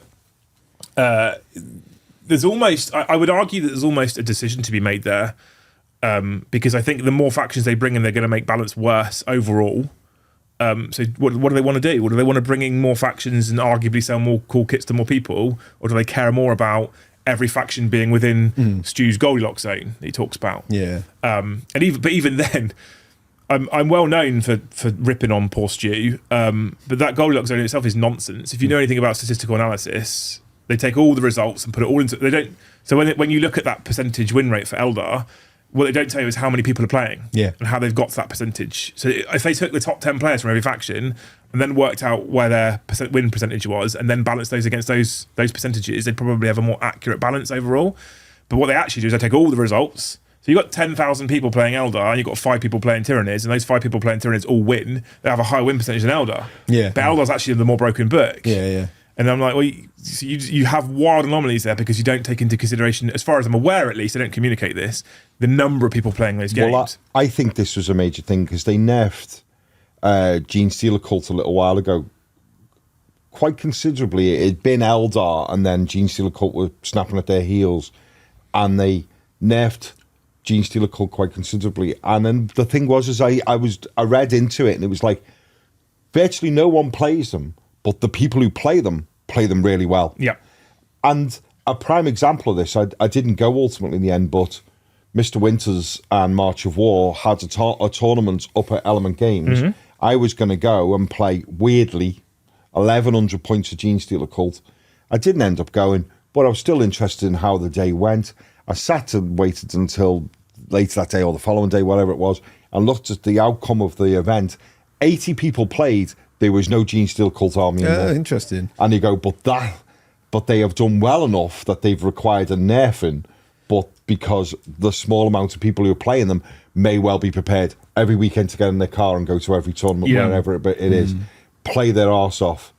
And then they'll ultimately then that filters down, and then Games Workshop come back to me and go, that thing of getting out of a sewer, which was that easy to do and get back on the table after being wiped out, now isn't easy to do because really overachieving tournament players, all 3 of them, have nerfed your arm. But that's the thing, like, and this is what I was talking about before. So Eldar are currently probably the most powerful faction in 40k. I think it's pretty undebated. So what happens often in that situation as well is a lot of people will pivot to that army because, well, they're the best army, so I've got a higher chance of winning. So you could end up in an event where 100 people rock up with Eldar, and half of those people, didn't it? well, yeah, and half of those people are people like me. I don't really know what to do. Lies, I know exactly what I'm doing. Subscribe, but otherwise, they don't really know what to do, right? And so 50% of them win and 50% of them lose because they don't know what they're doing. That one guy turns up with Admech or Gene Stealer Cult who really knows their army. Let's say Admech for sake of argument, and he perhaps wins 4 out of his 5 games, right? Yeah. Then you end up with those percentage for that specific event. You end up with 2 percentages. Eldar, 50% of them won all their games, 50% of them didn't. So they got a 50% win rate, and then Admech got 80% win rate because he won 4 out of 5 games. Yeah. So in that data, you're looking at Admech being more powerful than Eldar, which is clearly nonsense. Yeah. And that's why I'd like to know more about the data that they give us, because I would imagine that they're not that naive. But again, one of my biggest criticisms of Games Workshop in general, and I love them, I've built a whole channel about their game system, is that they're not that transparent and they're not that open, and they don't communicate very well what's going on. I wouldn't mind betting there's a load more that goes into their data than just how many wins.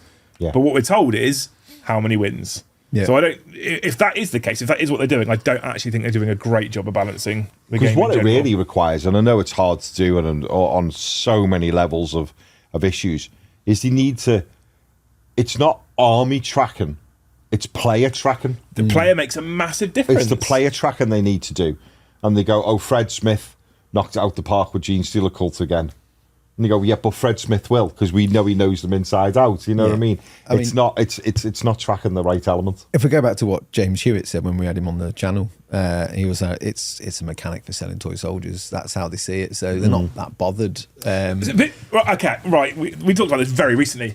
In terms of Meta Watch, though, do you think it's a good mechanic for selling toy soldiers? Because if you were a new player, for example, or any kind of player coming to the game right now, and you, for example, so you go on the website, the new terrible website that exists, you start looking, you finally find where you need to go to look at an army, and you go, Admech's the mechanic for me. Admech's the one I want. Actually, before I buy any models, I'm going to watch this Meta Watch.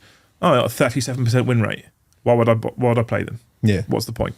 So actually, I think a lot of people will look at Meta Watch, look at their bottom factions, and go, why would I go to a tournament? I'm just going to get stomped on. I wonder if that lot of people might be people that are into tournament play, because I don't care for Meta Watch. I care for what looks cool and what I'm going to enjoy painting. I paint that. I make it work for me because I tell a story in the game. So whether I win or lose, it's about me narrative. So I like Guard. I like Empire State Troops. I'm obviously rehashing my Empire now for Old World.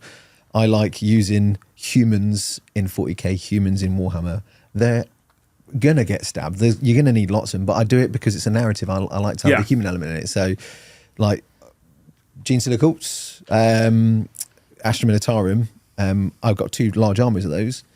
I can't use them in current 40k as they are at the moment because they're all wrong now because they've changed the rules But I don't care because I'm going to keep on using them. If I want to use Brood Infantry without following all the rules, I'm just going to stick them in there.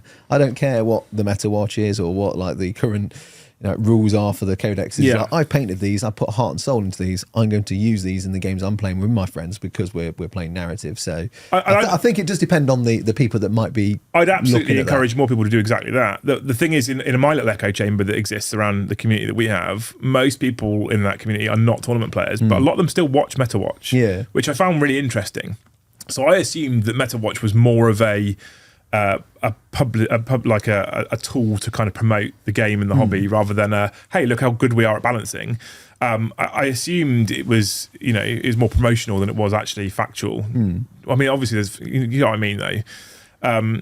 But what I found was a lot of people that were watching it were going, well, my faction's terrible, so I'm just not going to play the game until it looks good. I'm like, well, that's now defeating the point of MetaWatch, surely, because what you should be doing is encouraging people into the game and saying, look how good we're doing at balancing everything. So I feel like it kind of, and these are people that are narrative people, and they're like, well, I don't want to go to my local games night now with my favourite faction because I'm just going to get stomped on because everyone's playing Leviathan, because we go back to our previous point, there isn't any other way of really playing right now. I think that's what's interesting. I guess from seeing the few episodes I've watched, it's an attempt at transparency. Whether it's actually like really good transparency, I don't know, but it's at least like having those honest conversations like, oh, this one's not as good as this one. Well do what you want with that information. I don't know. Here's a question. And I literally don't know the answer, but so I will ask it of you and your opinion on it. If you have no interest whatsoever in playing tournaments and the group of friends you play against have no interest in playing tournaments, do you think you should ignore MetaWatch and literally only play the codex you got? Well, I mean, so MetaWatch, that's a very tough question to ask, actually.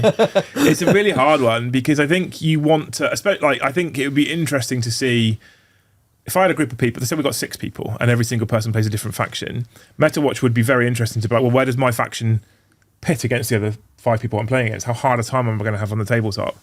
I think if I was to give you a very blunt answer, no, I think you shouldn't look at MetaWatch. I think you should ignore it and just play the game you want to play and have fun and tell the story that you want to tell the story. If you're not tournament players, what you are typically is a type of player we talked about previously who likes those epic moments, those cool moments in the game, and where the narrative can impact. And I think that I would genuinely encourage people to be kind of more creative of the way in which they're playing. So if you're an AdMech player, Jeff, for example, and I'm an Eldar player, MetaWatch tells me that I'm going to absolutely curb stomp you with no effort whatsoever. So if that happens, if we play that as a narrative game between us, and we've never watched MetaWatch, we don't know what's going on, and I absolutely stomp you, it might be that the next game we turn up and we go, okay, so we know what narrative that happened last time when I attacked your Forge World.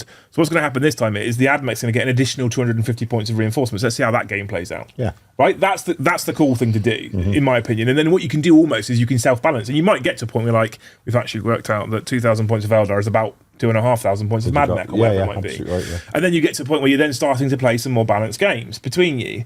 If you just stick to playing 2,000 points Leviathan the whole time, the MetaWatch becomes relevant because you're just playing almost repeat, copy and paste mission. It's like the balanced data slate as well. For the longest time, we were ignoring the balanced data slate on the channel, and we weren't using it for the narrative missions. We were just playing base codex. We also started helping run narrative tournaments at a place called Factorum down in Warminster. We were like, just base codex. No points changes, no nothing, just base codex. That's all we're going to do, base codex. And people loved it because they just had the one book. Just going to use this book, it's great. We had to change though because things like the app, etc. So I use the app now for my list builder. Well, I can't use base points on the book now because the app updates. We have to use the up-to-date points because the app updates. Caused a whole hoo-ha last year at LVO because of the way the updates happened. And same as balanced data slate, I have to be cognizant when people come to the channel now, and if I was using old Eldar Fate dice, turbo broken by the way, but if I was using that, someone would rock up and be like, well, he's doing it wrong. Well, no, I'm not doing it wrong per the index, but I am doing it wrong per the balanced data slate. So again, we have to make it as accessible as possible. So people that come and find the channel who don't know who we are will expect us to be playing the latest version of the rules. But yeah, in terms of MetaWatch, I think if you're not a tournament player, don't watch it. Honestly, don't watch it. I don't. No. I watched it once, and they talk about. Oh, my camera's gone. Just like, this win rate and this percentage and this, that, and the other, and I'm like, I have no interest in this. Yeah, gone.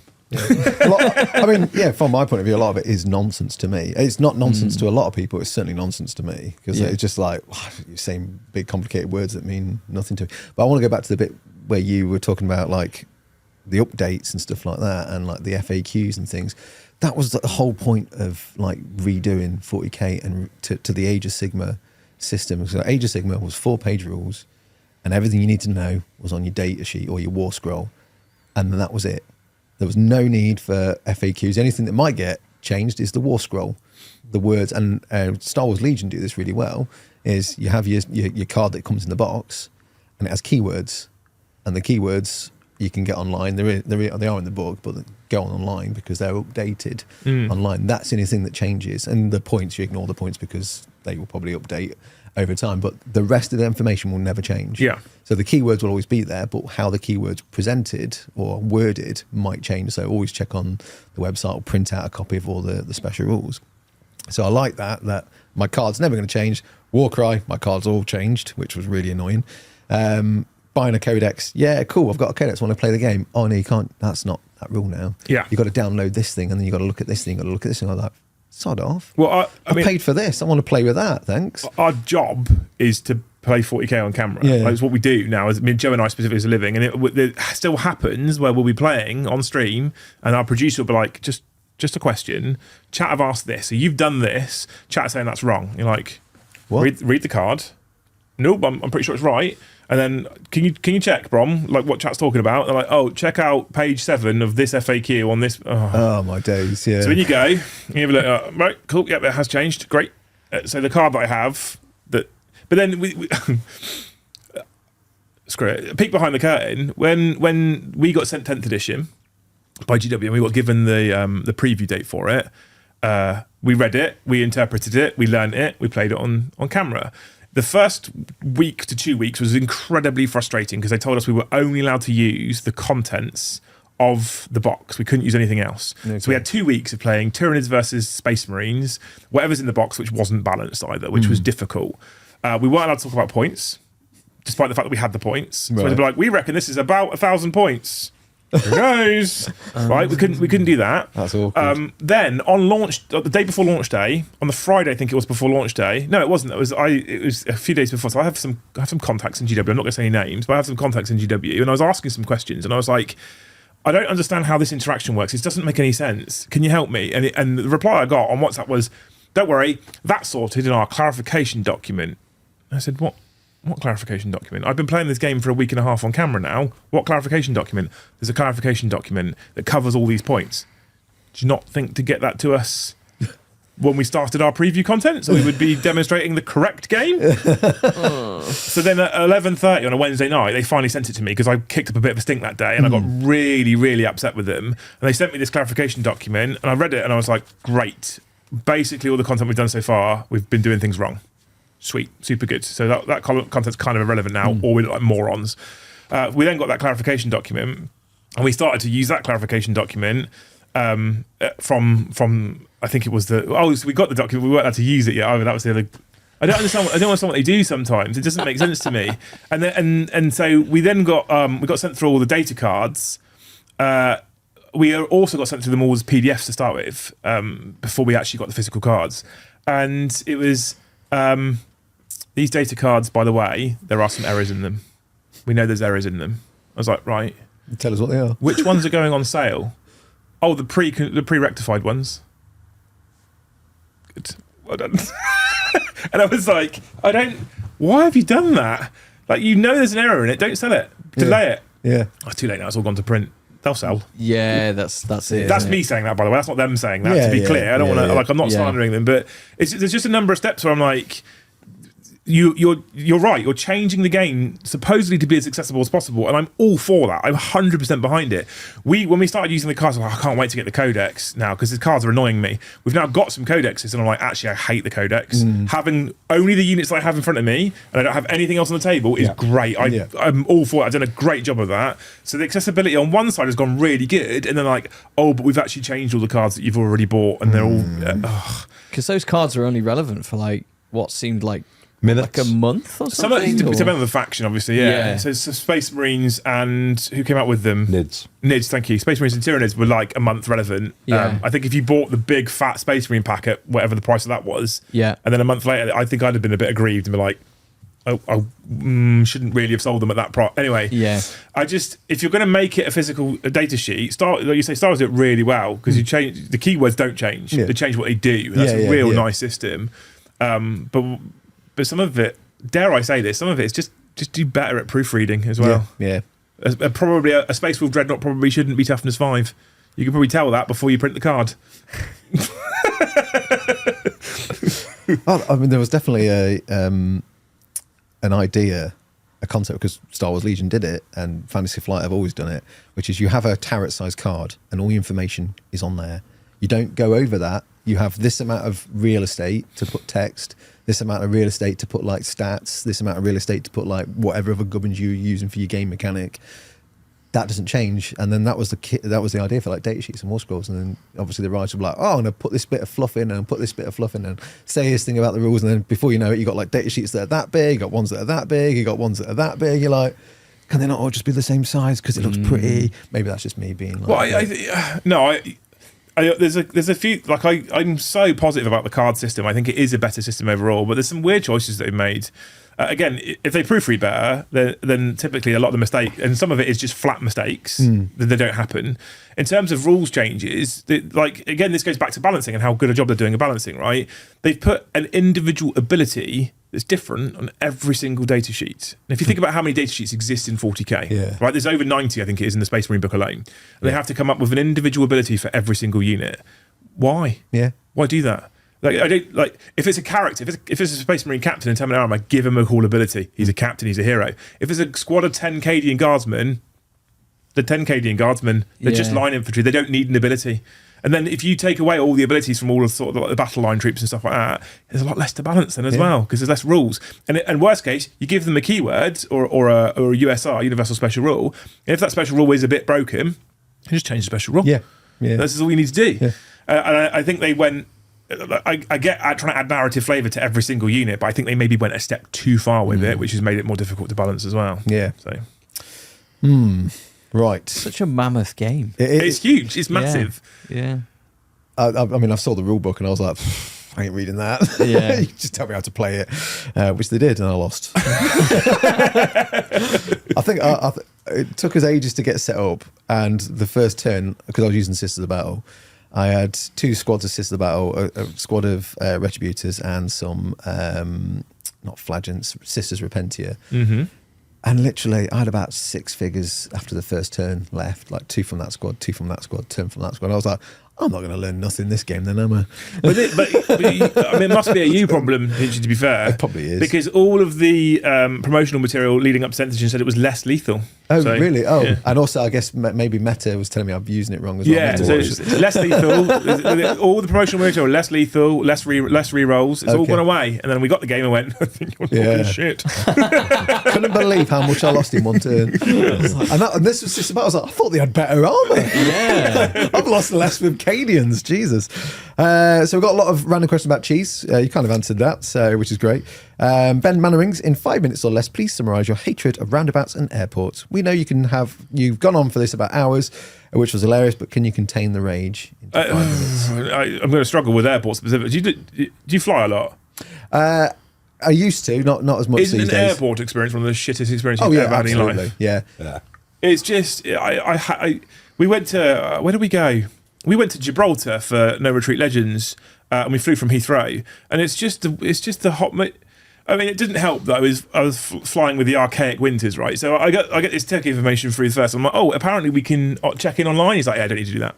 What do you mean? He's like, you just turn up, check in on when you get there. I was like, oh, okay. And I wasn't a frequent flyer, and if I did fly frequently, it was in the army. They just go over there, cool, go over there. Yeah. So we got to Heathrow. You have to get there 3 hours beforehand. I don't know why, but you have to get there 3 hours beforehand to check in. You queue like sheep at Heathrow in these horrible and eventually we got to check in. After they'd weighed our bags and put them all through the machines. And we just need to check we've got a seat on the plane for you. I should hope you have. I've paid for it. Hundreds of pounds we paid for it. But you didn't check in online. You didn't tell me I had to. You told me I could. Yeah. I got so annoyed because she's like, we might have a seat for one of you. Well, there's two of us, so that's a problem. Yeah. Right? And then the other thing they do that I'm trying to contain it right now. That really annoys me is you get to the gate, right, with your hand luggage. They've checked in your bags. Yeah. You get one hold bag check-in. Cool, yeah, cool, no worries. You can have one bag on the plane with you, which is these dimensions. Okay, I checked it. Good. My GW case perfectly fits within those dimensions, and I have another little like man bag thing with my iPad in it just for entertainment on the plane. Now, like, you get to the actual gate. You've been waiting for 2 hours because you have to turn up 3 hours beforehand, and you're in the terminal going, well, I've got to pay all terminal prices. Great. Finally get to the gate, and they're like, the plane is full, so we need to check some of your hand luggage into the hold.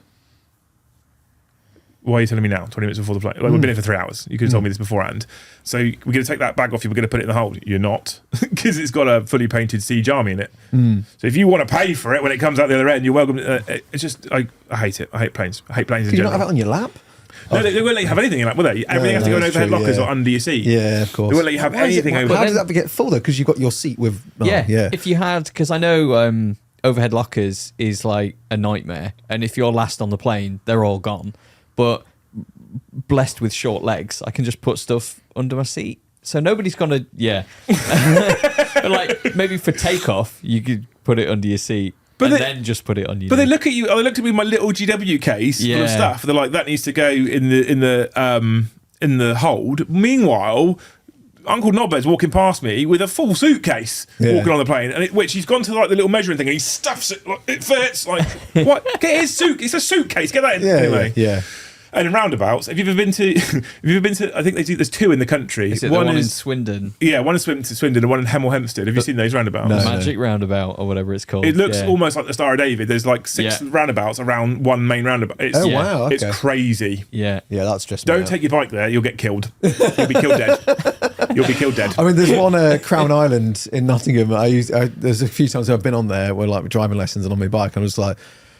It looks like a pill. There's like 2 roundabouts connected. I was like, which lane am I in again now? Because I don't have a sat nav because it's all in my head, and I'm having to like guess. I'm like, if I got the wrong one, I'm going around the roundabout again. Oh no, I'm going around the roundabout again. I'm like, which lane is it? No, I'm sure it's this. No, I'm going around the roundabout again. Why do we even have roundabouts? I've been to America. They don't have roundabouts. And traffic typically flows freer as well in America. They're being introduced in the US apparently. Yeah. I saw a TikTok. Who's managed to sell that? Do you know what though? Milton Do you know Keynes. what? I will fight the corner for roundabouts. I like a roundabout. Yeah. I like a roundabout. I like a roundabout.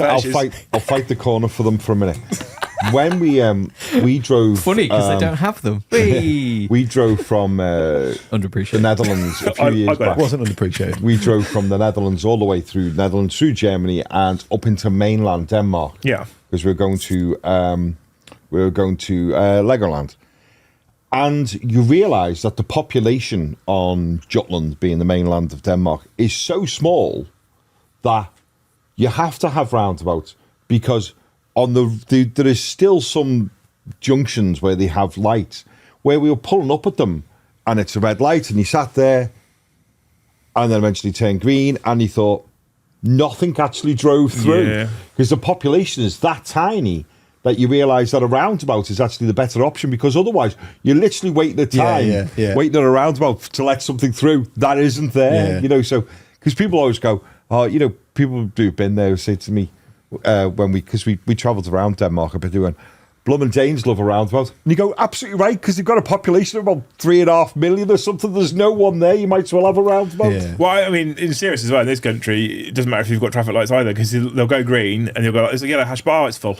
That box is now full of people. Yeah. My light's green, I can't go anywhere. Selfish drivers. And then someone's behind you blasting you because you're not moving forwards at a green light, and you're like, no, like box junctions are a thing. There's one outside of workshop, like with the tram lines. They put like that massive box junction there, and that's always a nightmare because all the traffic that's turning right just drives into the box junction and they end up like blocking each other, or there's like sections of 3 cars and then a gap so someone can get through and then throw a tram in. Just to make it more entertaining. Like, it's such a mess. Well, the biggest issue isn't even roundabouts or junctions, is it? It's people. Yep.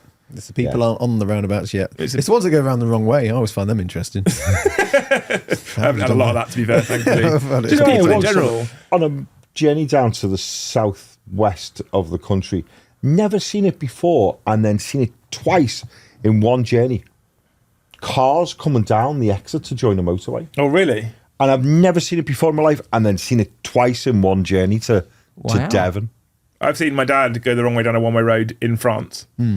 But that's because he was in France. Yeah. He was like, this is fine. This is not fine. Yeah. But, Bit of a learning literally, curve. never seen it before and then seen it twice in one journey. Bananas. That's crazy. It's literally someone coming down the ramp, and you're just thinking, how have you even managed it? You know what I mean? Yeah. Not just, that's dangerous, but you're going, how have you literally managed to do that? They're trying to win a Darwin Award. Literally, yeah. I'm not even mad. I'm impressed. Yeah. Yeah. I'm going to do a couple more questions. Nobody. He's got two, but I'm going to give you one, which Who's is... got it? Nobody. Just nobody. Oh. It's just nobody. He's got two questions nobody has. Do you think GW needs to change how they work with content creators, change how their NDA works? Yes. We've seen multiple times in the past leaks about models, codexes, and everyone and their dog discussing them, but you're still unable to comment at all due to the NDA date. Must be frustrating, actually. Do you know what? It's incredibly frustrating. We've talked about this a lot on the channel before. We've talked about this. I actually... Okay, so I understand who this is now. I was on Twitch yesterday. I started ranting about this very topic. He's like, no, you're going to answer my question before tomorrow. I was like, right, okay, good. I'll stop. I do. So first of all, I do think they need to change the way it works right now. So it used to be that no one would know anything until 10 o'clock on a Saturday when it went up for pre-order, and then we could drop our content at the same time. Yeah. Now... what happens is everyone knows about it the Sunday before, because they put out the Warcom article on the Sunday saying, guess what's available for pre-order on Saturday. And so what happened that week in between at the moment is very awkward, because everyone knows I've got it because it's gone up on Warcom as available for preview, but I'm not allowed to say a word about it, which is what my NDA says. So they'll be like, are you going to do old work content? I couldn't possibly comment. And they're like, we know you've got it. I was like, I know you know that I know that I've got it, but I can't say anything until that Saturday morning at 10 o'clock. So that's, even if that's just the first little tweak they do, I'd like them to be like, you know what, the Warcom article will go up at 6 p.m. on Sunday. So from 7 p.m. on Sunday, you can start talking about it at least. Yeah. That I think makes everyone's life slightly easier. But the other thing I think they've done, I know you had John Ashton on before as well. Yeah. The other thing I think they've done, I think they've overextended their creator program. I think they've had too many creators on the program. I was going to say that. I get annoyed at weekends now because my feed is filled full of the same stuff. Like this weekend, I saw nothing but Tomb Kings and Bretonians. I was like, I'm putting up some Empire because I'm sick and tired of seeing Bretonians. I almost don't touch social media on the weekend of a big release like this because it's tedious. Instagram specifically, every Instagrammer and his dog seems to be getting content nowadays. And I'm like, I understand perhaps a desire from GW to have complete content saturation on a big release. I get that that's a marketing strategy. I understand that's a strategy. Makes sense. But are you really getting bang for your buck by giving all of these Instagrammers, and half of them don't do anything with it either? That's the most frustrating thing.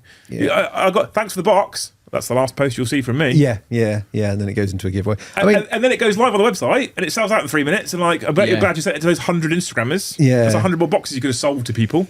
I mean, I know a lot of them that do that stuff, and I love and respect them, and most of them deserve it because they worked hard to get to that point. We had the painting coach on, and he was always like, I want to be part of the influencer program. So John was saying that they had a subscriber or viewership limit, which makes sense. But I can see why people get angry now, because it seems like you said, every person and the dog seems to be on it, and it's not a jealousy thing. It's just like it's just too much. His just gets a bit too much at the weekend. I'm just like, I guess this is the thing for the next few hours of seeing this same picture posted 100 times. This is where I potentially kick myself in the nuts here a little bit. But I think if they were to launch that program now rather than launching it when they launched it years and years ago, a channel my size, I would argue, wouldn't be on the program. Because I'm not big enough right now. Because the thing is, when they first launched the influencer program, there was a lot less channels. There was a lot less awareness. There was a lot less viewership. There wasn't even as big an audience. And so I think they set a level that nowadays has been superseded by a lot of people, right? So, I mean, I know they don't use that same metric anymore. Since John left and the new guy take over, they use different metrics. And they don't typically look at subscriber count or perhaps follower numbers. They look at type of content quality, and I know they look at more. So they're doing perhaps a more detailed job of vetting who does and doesn't get it. But I think that there is just too much out there. And I think that if I was running the program now, you look at your play-ons and your tabletop titans and your winters and your tabletop tactics, and you've got a lot of people now with over 100,000 subs. Yeah. And I've not even hit 30,000 yet. You know, I would argue that I'd probably look at my channel very close. I would argue that I look at my channel and be like, he's not quite there yet now. Yeah. But back in the day when I got on the program, all you needed was 10,000 subs. That's all you needed was 10,000 subs, and that's how I got on the program, because I had 10,000 subs. So I think there's, again, I understand complete market saturation as a strategy, but I don't enjoy watching it. And I get that a lot of people are like, well, it's good for you though, you've got it. So, yeah, you know, why would you get it? It's great for you. And it is, but the other thing as well is, for those people that are on the program, I'd argue now, and this is a first world problem to be fair as well, for the people watching at home, I understand this is a first world problem, but people that are on the program now, it feels kind of less special. Yeah. Because you do open Instagram or Facebook or whatever, and it is just all these posts about the content. So, and you feel like you're in competition as well, must feel. You do. Yeah, which must sting a bit as well. Yeah, yeah. And often, because it's the creator space is a small space as well, you're in competition with people that you like and know. I'm the same as you. I know a lot of these people. I've got great respect from them. They're great people. They're good friends. A lot of them are people I talk to quite frequently as well. But you are in competition. Yeah. This was like, we had Arbiter Ian on, and he was saying that he spent ages putting together a whole video about talking about the contents of you know, because he does the lore side of things, and it was one of the books was landing, and he was going to do all about the lore of it and all the rest of it, and he put a whole video together because he's on the creator program, so he got the book, and then, and all power to him, and I'm not against him, Valrak got it all leaked to him, and then put it all out before Ian, and was like, I put all this effort into a video, and now it's all ready, and it's that. The leak problem is the other side of that question as well, and that's that's not NDA, that's NVA, isn't it? Non-Valrak agreement. Yeah. Well, I mean, my theory is he must. I wonder where you were going with the NVA. He must be being fed from inside Lenton Road. Yes, oh, yeah, he is. Yeah, he absolutely is. Yeah. Utterly. So there must be like that significantly reduces the number of people that could be feeding him, right? So without trying to point fingers here, someone somewhere isn't really that bothered about it. Yeah. Because if you think about the fact that it must be coming from Lenton Road, here's what I would do if I was in charge of everybody now. I'd give you one piece of information, and I'd give you a different piece of information. I'd give you a different piece of information. And what I'd do is I'd have three groups of people, and so now I know which group it is.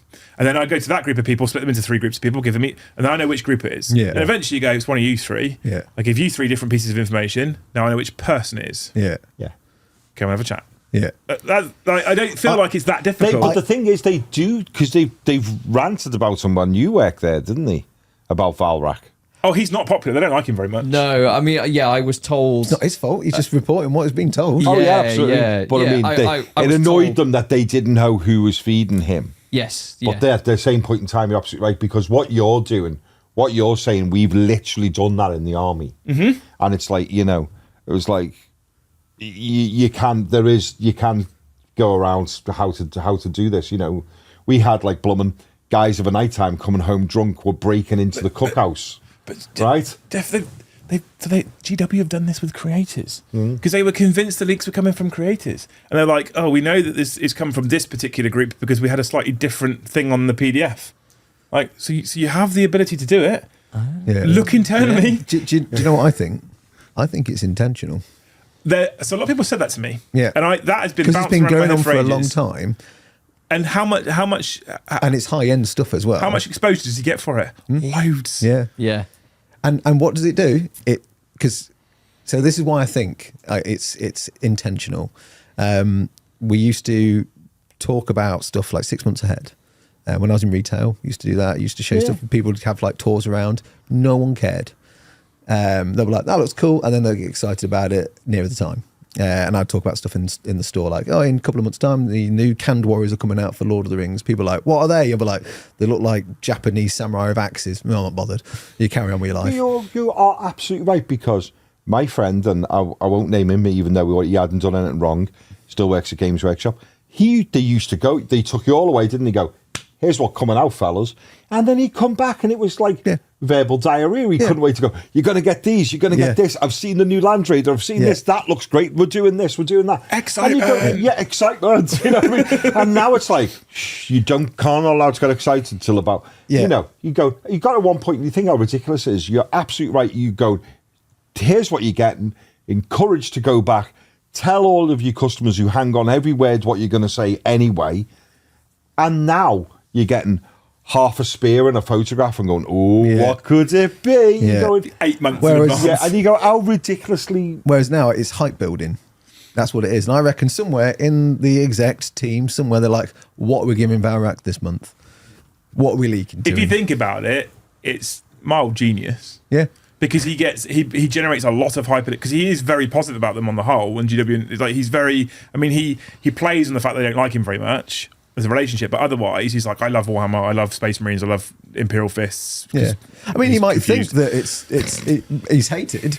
Yeah. But that's the part of the genius. So he doesn't actually realise. And do you know what else they don't do? They don't send him anything. It costs them zero. Yeah, Literally costs them zero. It's one of their biggest marketing tools. Genius. yeah. That's why I That think is very good. Yeah, I mean, I've thought it for years because it's been going on for a long, long time, and even probably before Valrak that there was these intentional leaks. I wonder if it started unintentional. Yeah. And I wonder if they've. into it. I reckon it started with someone feeding him because maybe they were a disenfranchised employee. I don't know. Someone was feeding him, and he started leaking, and they got frustrated with it, and they went, hang on a minute, look at all this exposure we're getting. It doesn't cost us a penny, and maybe they've gone, let's keep doing it. Yeah, I mean, I accidentally put mistakes in my videos, and we've had it a few times. Get a lot of comments and engagement, so I purposely put mistakes in now because we get lots of comments. And that's what I mean. If engagement. If we really think, like, I know they've been fishing for leaks in the past, and I think anybody who thinks that they haven't been fishing for leaks is probably a bit naive. They absolutely have, and they've done a lot of work to find leaks in the past. From the creator program specifically, there's no way that they've completely ignored everybody inside Linton Road, everybody at Warhammer World. So I wouldn't be surprised. They're a big organisation, and they have been made out on. I mean, I've listened to yourself, I've listened to Louise a few times, I've listened to a few people talk about Workshop and how tyrannical they can be at times as well. I would be very surprised if they didn't know where this was coming from. Yeah. Genuinely, I'd be surprised. Especially if you follow the process we just talked about. Yeah. I wouldn't mind betting it wouldn't take that long. Let's be honest, it's not like they're short of releases either. Like you say, it's not, this was saying, we had lads in when I was in the army breaking into the cookhouse, stealing food in the night. So they put guards in the cookhouse and then it stopped. And then they took guards out the cookhouse and it started again. And I remember we had... Was it the guards? No, yeah, it was the guards, yeah. No, and then they had a suggestion box in main headquarters. And I just wrote on the suggestion box and put guards on duty in... Don't let anybody else know that they're going on duty other than the person who's assigning them. So they put the guards in, never told anybody who was getting picked, put them on guard duty, they broke in, they caught them. It was that simple. Yeah. Because everybody will go, don't go in there because so-and-so's getting put on tonight. You just went, put your best on, tell no one. Yeah. Promise everyone who went on an extra day off or something if they keep their gob shut. And lo and behold, they caught them. Catching people out isn't that hard. Yeah. And the fact that if they really are concerned about Valrak source, which they may be, as you said, you just start putting dummy information out. It doesn't take that long. I often wonder with Games Workshop, I think a lot of us paint this picture of a degree of incompetence from HQ. I can be guilty of this myself. I'm like, how stupid can you like? But I actually I stop back and think off camera. I stop back and think, is it unintentional? Are they just playing clever? Yeah. I actually don't know the answer. I mean, there sometimes. are some incompetent people there for sure. I'm sure there probably is. I've worked with them. I've worked around them. You can't talk about Duncan like that. Oh, well, he's not going to watch it. It's fine. I think my favourite incompetence is accidentally releasing stuff like Dante. Yeah. Accidentally released. Yeah, well, yeah. I mean, maybe. it's human. People are going to make mistakes, right? But I've worked in miniatures. I've worked in the studio, books and box games, and I've worked in marketing. And I've looked at all the people in those departments, and not one of them I feel would be that person or have the ability to be able to do that regularly without being found out. So that's why I've always think it's higher up. Well, the other thing and the that person I did think it was, there was a leak about the Amazon thing. I was like, oh, I would have thought it was about this guy who Valak was referring to. I was like, maybe it is him, maybe it can't be him, I don't know. But well, the impression I've always had as well is everybody that works there loves their job. Yeah. And I feel like if you were doing this, you know, behind closed doors, if you're doing this and you weren't supposed to be doing this, what you're doing at that point is you're putting your job at risk. Yeah. And that, you know, it's well publicised how much money people don't get paid there either. So you really must love your job to keep doing it at that place. Is the impression I get, at least anyway. I mean, I don't work there. I've never worked. The brainwashing helps. Yeah, I'm sure it does. The lobotomy before you go in. Here he goes. You know what though? If someone was leaking because Valrak was paying them, you'd understand it more, wouldn't you? Yeah, I mean, you would. You know what I mean? But I don't. I mean, Maybe he is. Did I tell you a story about the brown paper bag in Bugman's toilets? Yeah. Did I never tell you that? So there was a leak where someone would put, you get your toilet roll dispenser, and they'd have like photocopies of like the new codexes coming out. So it was someone in the studio would put photocopies into a brown envelope and then put them in the toilet dispenser. It was someone passed it from the studio to someone in Bugman's who would then put it in there, and then someone from there, I think it was meant to be Harry who was on Warseer, would then take it. That's how the leaks happened. They all got found out and they, you know, all got into trouble. what an operation! I know, Yeah. but yeah, you know, it was all, everyone was getting something out of it and stuff like that. That was years ago. That was like 2008, 2009. Were they like whistling the Great Escape theme tune as they were doing it? That explains why I don't hear that anymore. Holes in pockets Amazing. walking around the car park. That's quite the operation. Yeah, to so get that was stuff the out. weirdest it ever got that I remember. Yeah. And there I was, just think just tell people what you're releasing. yeah. For the love of God. But then it doesn't build hype. Yeah, I mean, I think the hype's important. I think Yeah. that's why, you know, when we were saying earlier, it was like people weren't that bothered when you were talking about, you got excited as the manager and you go, oh, this is coming out. It was a bit of hype for like a couple of hours. Then after that, no But hype. this is where I think things like the Rumour Engine are actually quite bad as well, because they'll put an image out and they won't actually release the model for 8 months. Yeah. Well, you haven't really, that doesn't contribute to the hype at that point. Yeah, But by the time it comes out and you put it together and you go, oh, that was that gun. Yeah, I didn't care about 8 End months of ago. every other gun in 40k, great. Now I recognise it. I paid zero attention to the Rumour Engine. Yeah. If I see it on my feed, I just scroll past It's it. never going to be enough to tell you what it is. Yeah. Unless, of course, it's The like occasional one. symbology, Well, maybe. Like the heavy Yeah. gun for the Crute. They did a few over Christmas like- as well. Like, so they Belial's Bolter over Christmas was shown, and he was released on Christmas Day as a This Is Coming. Oh, that was yeah. good. That was quite close to each other. Yeah. So I feel like that was, but they showed like a minefield poster thing, which me and Joe have gone, it's got to be Creek. Yeah. It's got to be Creek. And then at the moment we're like, oh, it's gone quiet. We have no idea what that is now. You see, the Advent, they should do that for the Advent thing. It's like, you got 24 days and then the thing was released on Christmas Day. It's like catchphrase. You're just slowly trying to work out Yeah. Or even what you not get. even, not even released or just shown as coming out. Yeah. Just say what you see. Space Marine. It's Mr. Chips with a bolter. There's yeah, it's interesting, isn't it, as well? Because I talked a lot about The chips to the ball. Almost missed that. with the launch of 10th. A lot of people got upset about their codex if they were particularly Guard or World Eaters players, because they didn't have very long before that there was then, Gone. here's my codex, I can't use anymore. And I've often gone on about, well, it would be much nicer and kinder of Games Workshop to actually release some sort of roadmap to us. So they can go, hey, look, you can buy the book, but just to let you know, or you can buy the index cards, but just to let you know, if you're buying the index cards on the 1st of January, then on the 7th of January, we're releasing the codex. Yeah, That'd be nice information.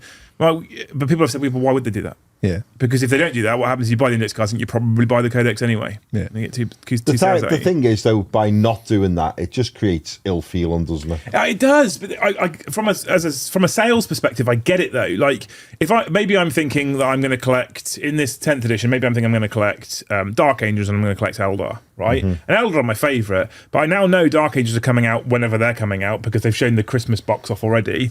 So that box then comes out, and I'm like, I don't know when Eldar's coming. I buy the Dark Angels box, and they go 2 weeks later, surprise, it's Eldar. Like, oh, now I want to buy that as well. So it does create ill feeling, but I also get, from a sales perspective, I get why they do it, because what might happen otherwise, I might go, I could buy the Dark Angels box, but I know Eldar's coming in 2 weeks, so I'll wait.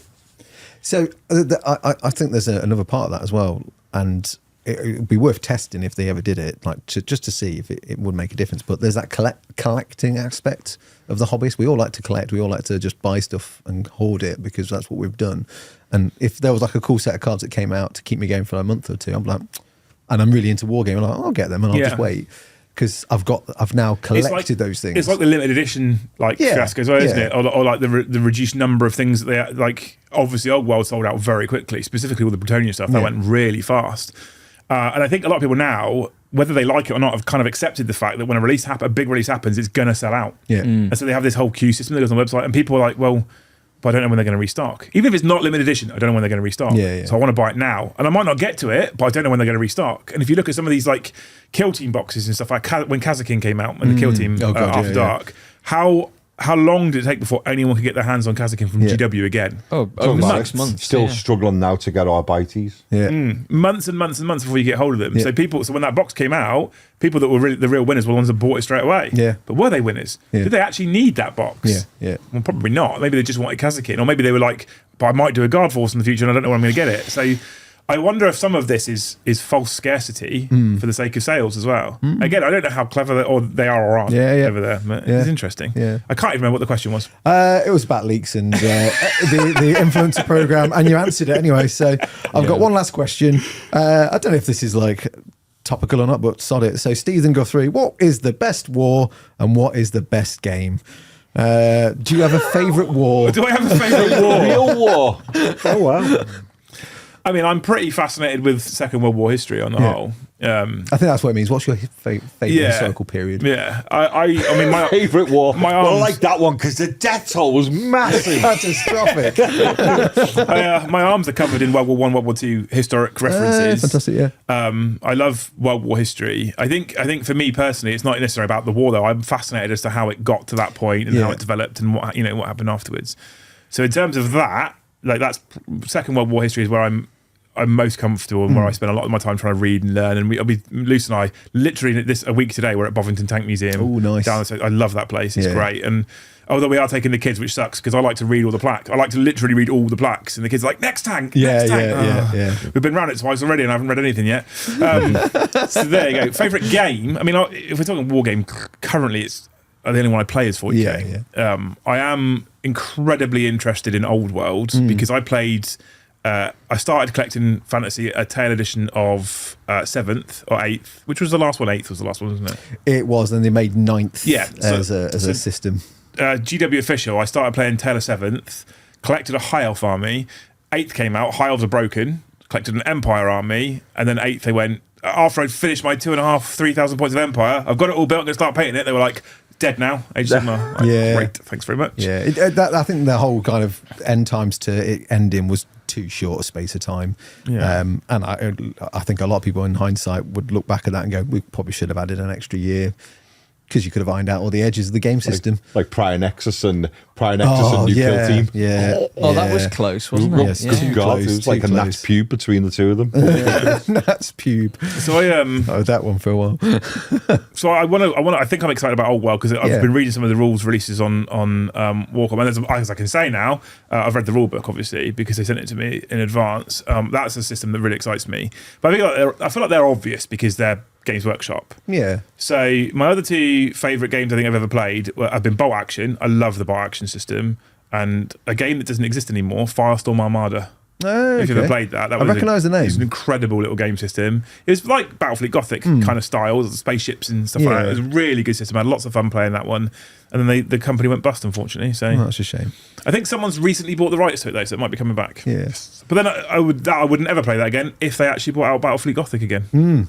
Which hopefully will be on the cards. I at some wouldn't be point. surprised if we see Battlefleet Gothic again. I think if you look at what they've done recently, I think that's the one thing they're now missing. Yeah, and more time. And Man of War and Inquisitor. No, all right, okay. There's lots more. All of them. The thing I've been getting a lot of noise at the minute actually with Old World is I put some like 3 of the regiments I've done. I've got like more to do over the next week or two. They're like, are you rebasing them because they're the wrong base? I was like, I don't give a shit. They are staying on those bases because I've already rebased my undead army to be Age of Sigmar. I'm not rebasing that back again.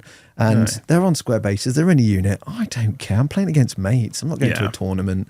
If my great swords are on the wrong size base, they're on the wrong size base. It really doesn't bother me at all. The thing I think sad is that we were talking about this earlier, me and Pat, is that it's not bringing everyone back who was there. Yeah.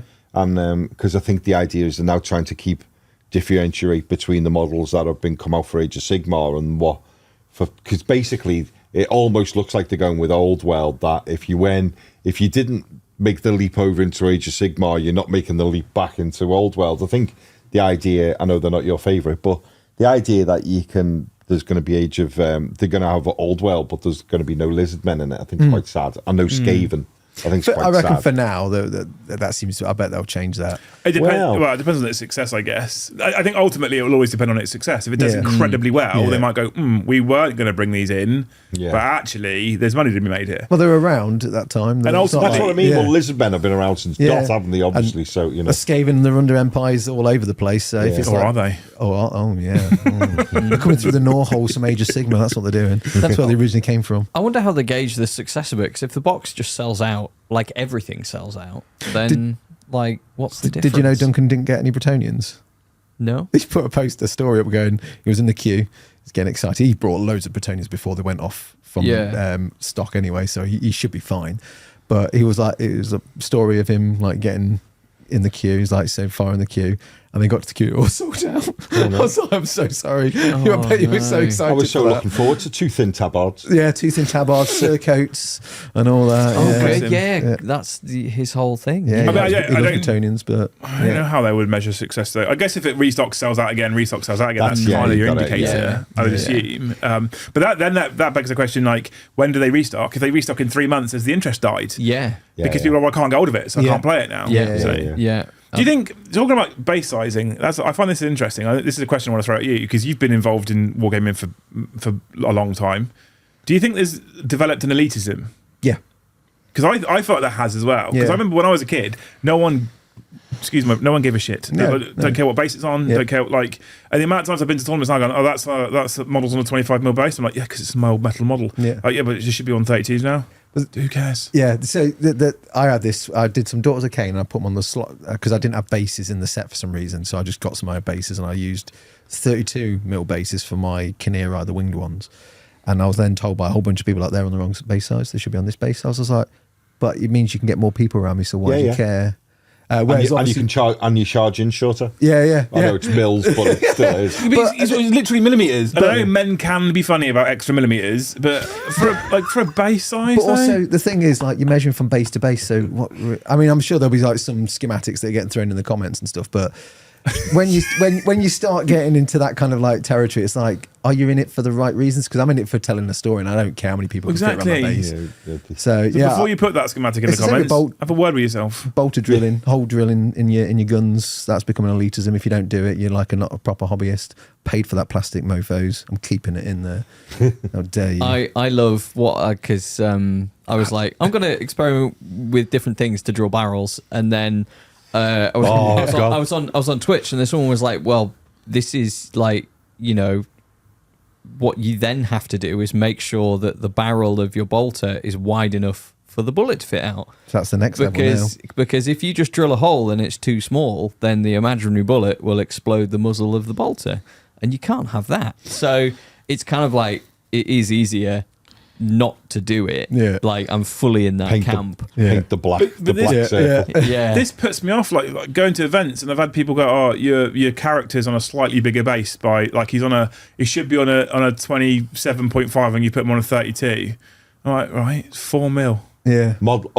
Big one. Modeling for advantage. Always a winner. You have to email the TO to make sure it's okay. I was like, really? At that point, I'm instantly put off. I don't want to go. So most historical war gamers don't care about basing as long as you have a representation on the battlefield of what you're using. So like when I would play Black Powder, I would have a battalion, and it'll have 24 figures in it, and I'll have mine all individually based, whereas Duncan would base 4, 4, 4, 4, 4, whereas Dave Andrews might do 8, 8, 8. My mate Steve did 6, 6, 6. No one cared as long as you had a battalion of infantry fighting against a battalion of infantry. It looked cool. They got flags on. They all move across the battlefield. It doesn't matter how you base them. It doesn't matter what size bases you use, whether they're round or square or whatever. no one cared. I just like, I Whereas feel here, like they do care. I feel like partly. I mean, I feel like I'm part of the problem here as well because when we put content out, we refuse to use unpainted, we refuse to use unbased, and we won't like use. that. Terrain has to be. Yeah. Because I'm trying to make the best looking product I can as a video or a stream to put out to people. But I was talking about this not too long ago with Instagram as well. I follow a ton of painters. We follow your Rich Grays, David Sapers, people like that, and I feel like what happens is there's this unrealistic expectation as to what the average person should be putting out or the average person should be using. And I've had people talk about base sizes. And I mean, I joked about drilling bolter barrels. I don't actually care if people do or don't do it.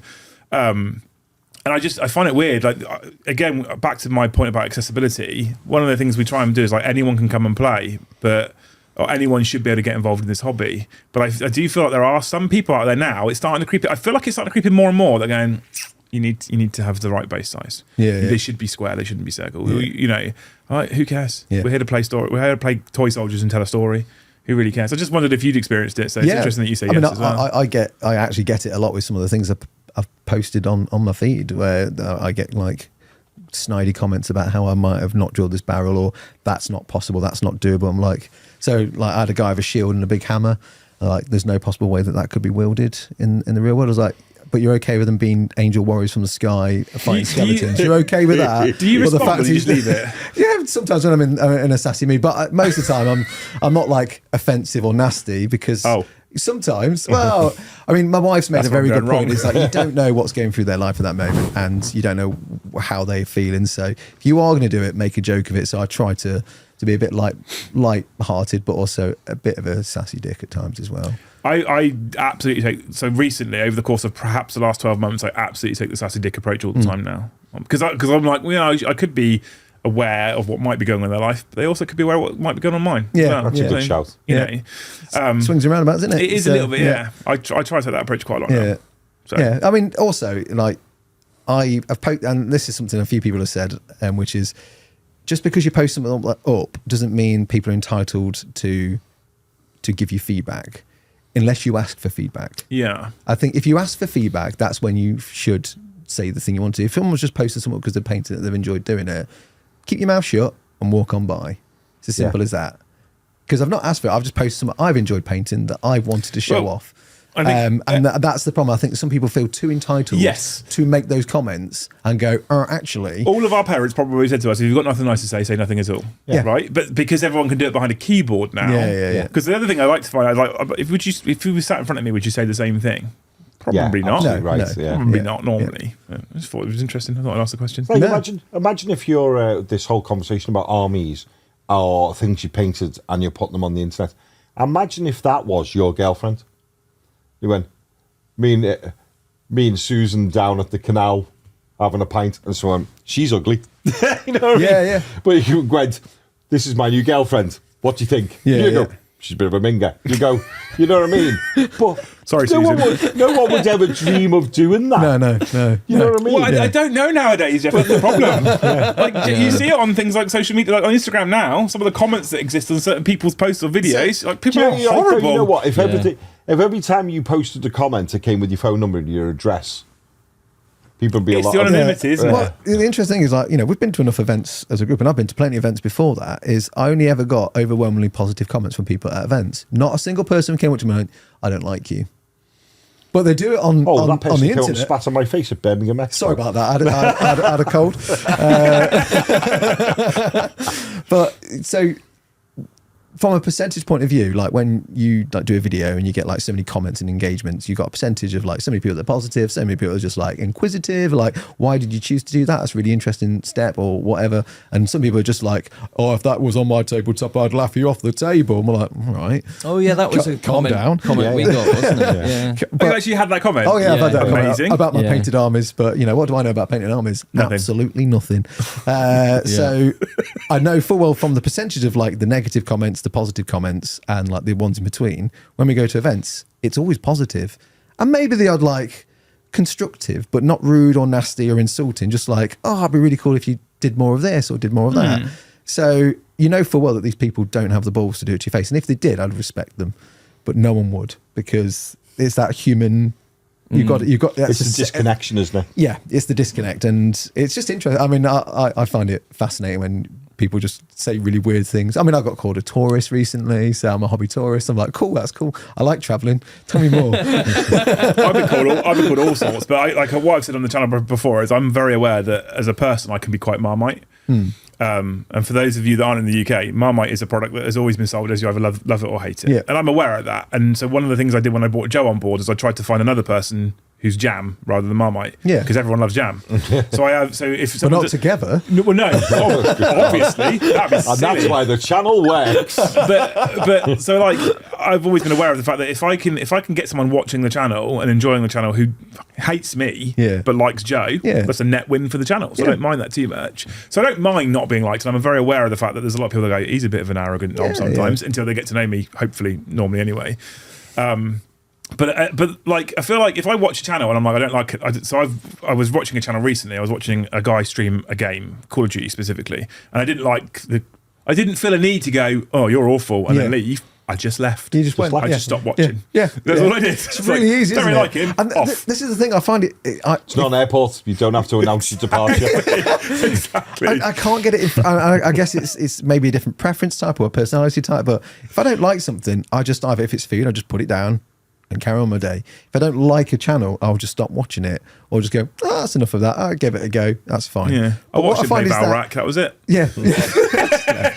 But it's that intent to go, I don't like that. I'm going to let them know how much I don't like it. Yeah. But I'm not just going to write like, I hate you or I don't like that. It's like, effort. But a lot of effort. They do literally the airport as well because they announce a departure and then hang around for 3 hours just to see the response. They just wait to see what you're going to say. Like, oh, I thought you'd gone. See, the thing always makes me laugh with the long one of dislike is that to get your attention, they tell you what they dislike your thing straight away. Instead of that thing you're meant to do, isn't it meant to be? It's meant to be a poo sandwich, isn't it? Yeah. Something good, something bad, something good. But because they want to get your attention, they'll tell you what they hate straight away, and then we'll carry on telling you what they dislike. And now I just think, when I've read the first 2 lines of you telling me what you dislike, I just go, well, I don't need how much you've written. Yeah, well, I win because I've not read it. Yeah. You've wasted your own time, anybody. Well, that would be a great comment, wasn't it? Read up to, haven't read anymore as a reply. Yeah. Got bored. Moved on. I love people. They're fascinating. It is fascinating. And It is I guess fun old. before we go out, as a content creator, would you call yourself an influencer, content creator? I mean, you're on the influencer program, right? So I hate the word influencer, yeah, but it is unfortunately accurate. And I talk to the team in Germany. I try and make sure they're all very aware of the fact that there is a possibility they will influence people's decisions to purchase or not to purchase, how to play, but we get questions specifically during game screens. We'll get questions like, what should I buy next for my Grey Knight, or what is this unit good? And if we say this is the best unit ever, you should buy it, people probably often will go and buy that thing. So we do in fact influence people's decisions. So I don't like the word because I feel like it's very transactional. I just feel like influence is this modern day nonsense career title that anyone who puts themselves on TikTok or Instagram is going to try and call themselves. A lot of these people will have 3 followers and call themselves an influencer. And so I feel like it devalues the actual title of it because of how many people will call themselves that now. Yeah. But we actually do have an influence. I call myself a content creator more than an influencer. But I am aware of the fact that word is unfortunately accurate. And I often try and say to people, don't listen to me too much because I often go off like I can get very ranty about things, and I can like roundabouts. Like roundabouts at airports. But what I also do quite often on the channel is if I have this burning issue with something, quite often I'll make a stream about it, and I'll start talking, and I'll do my little rant about why I think this is terrible, or why I think this is good, or whatever it might be. What's actually really good, and what I try and do is chat can often change my mind in an hour and a half stream. Yeah. But actually, now I've had your points of views, and I've not been on my high horse, and my blood's not been up, and you've talked to me about this logic and this logic. And I'm like, actually, maybe it's not that bad. Yeah. Maybe it's okay after all. But I do try and be very aware of the fact that we do have an influence on what people think and say and how they might approach things, and try not to be too biased because I don't want everyone to think like me. I arguably want people to think for themselves, and then we have that great discussion. Because if everyone thinks like me, I always like talking about the internet and people raging and making comments. I don't want everyone to think exactly the same as I do. I don't want everyone to also want rerolls gone. I don't want everyone to think tournaments are bad. I don't want that to happen because the world's a very boring place when we all think the same and we all like Imperial Fists. Yeah. It's dull then. What makes the world great. Yeah, Lots of different exactly. people. No, just interested if you preferred content creator. I prefer content creator. Yeah. But the other word is accurate, unfortunately. Yeah. Good. Well, thank you very much for taking the time to come on the channel. I know you took a journey and a half up, down. Up. It's not. You're in the grim north here. Yeah, in the we are. Midlands. Yeah, the Midlands. Yeah. So no, appreciate that. Thank you very much. And check out Liam Dempsey's channel. Very interesting. Lots of different things to keep you occupied.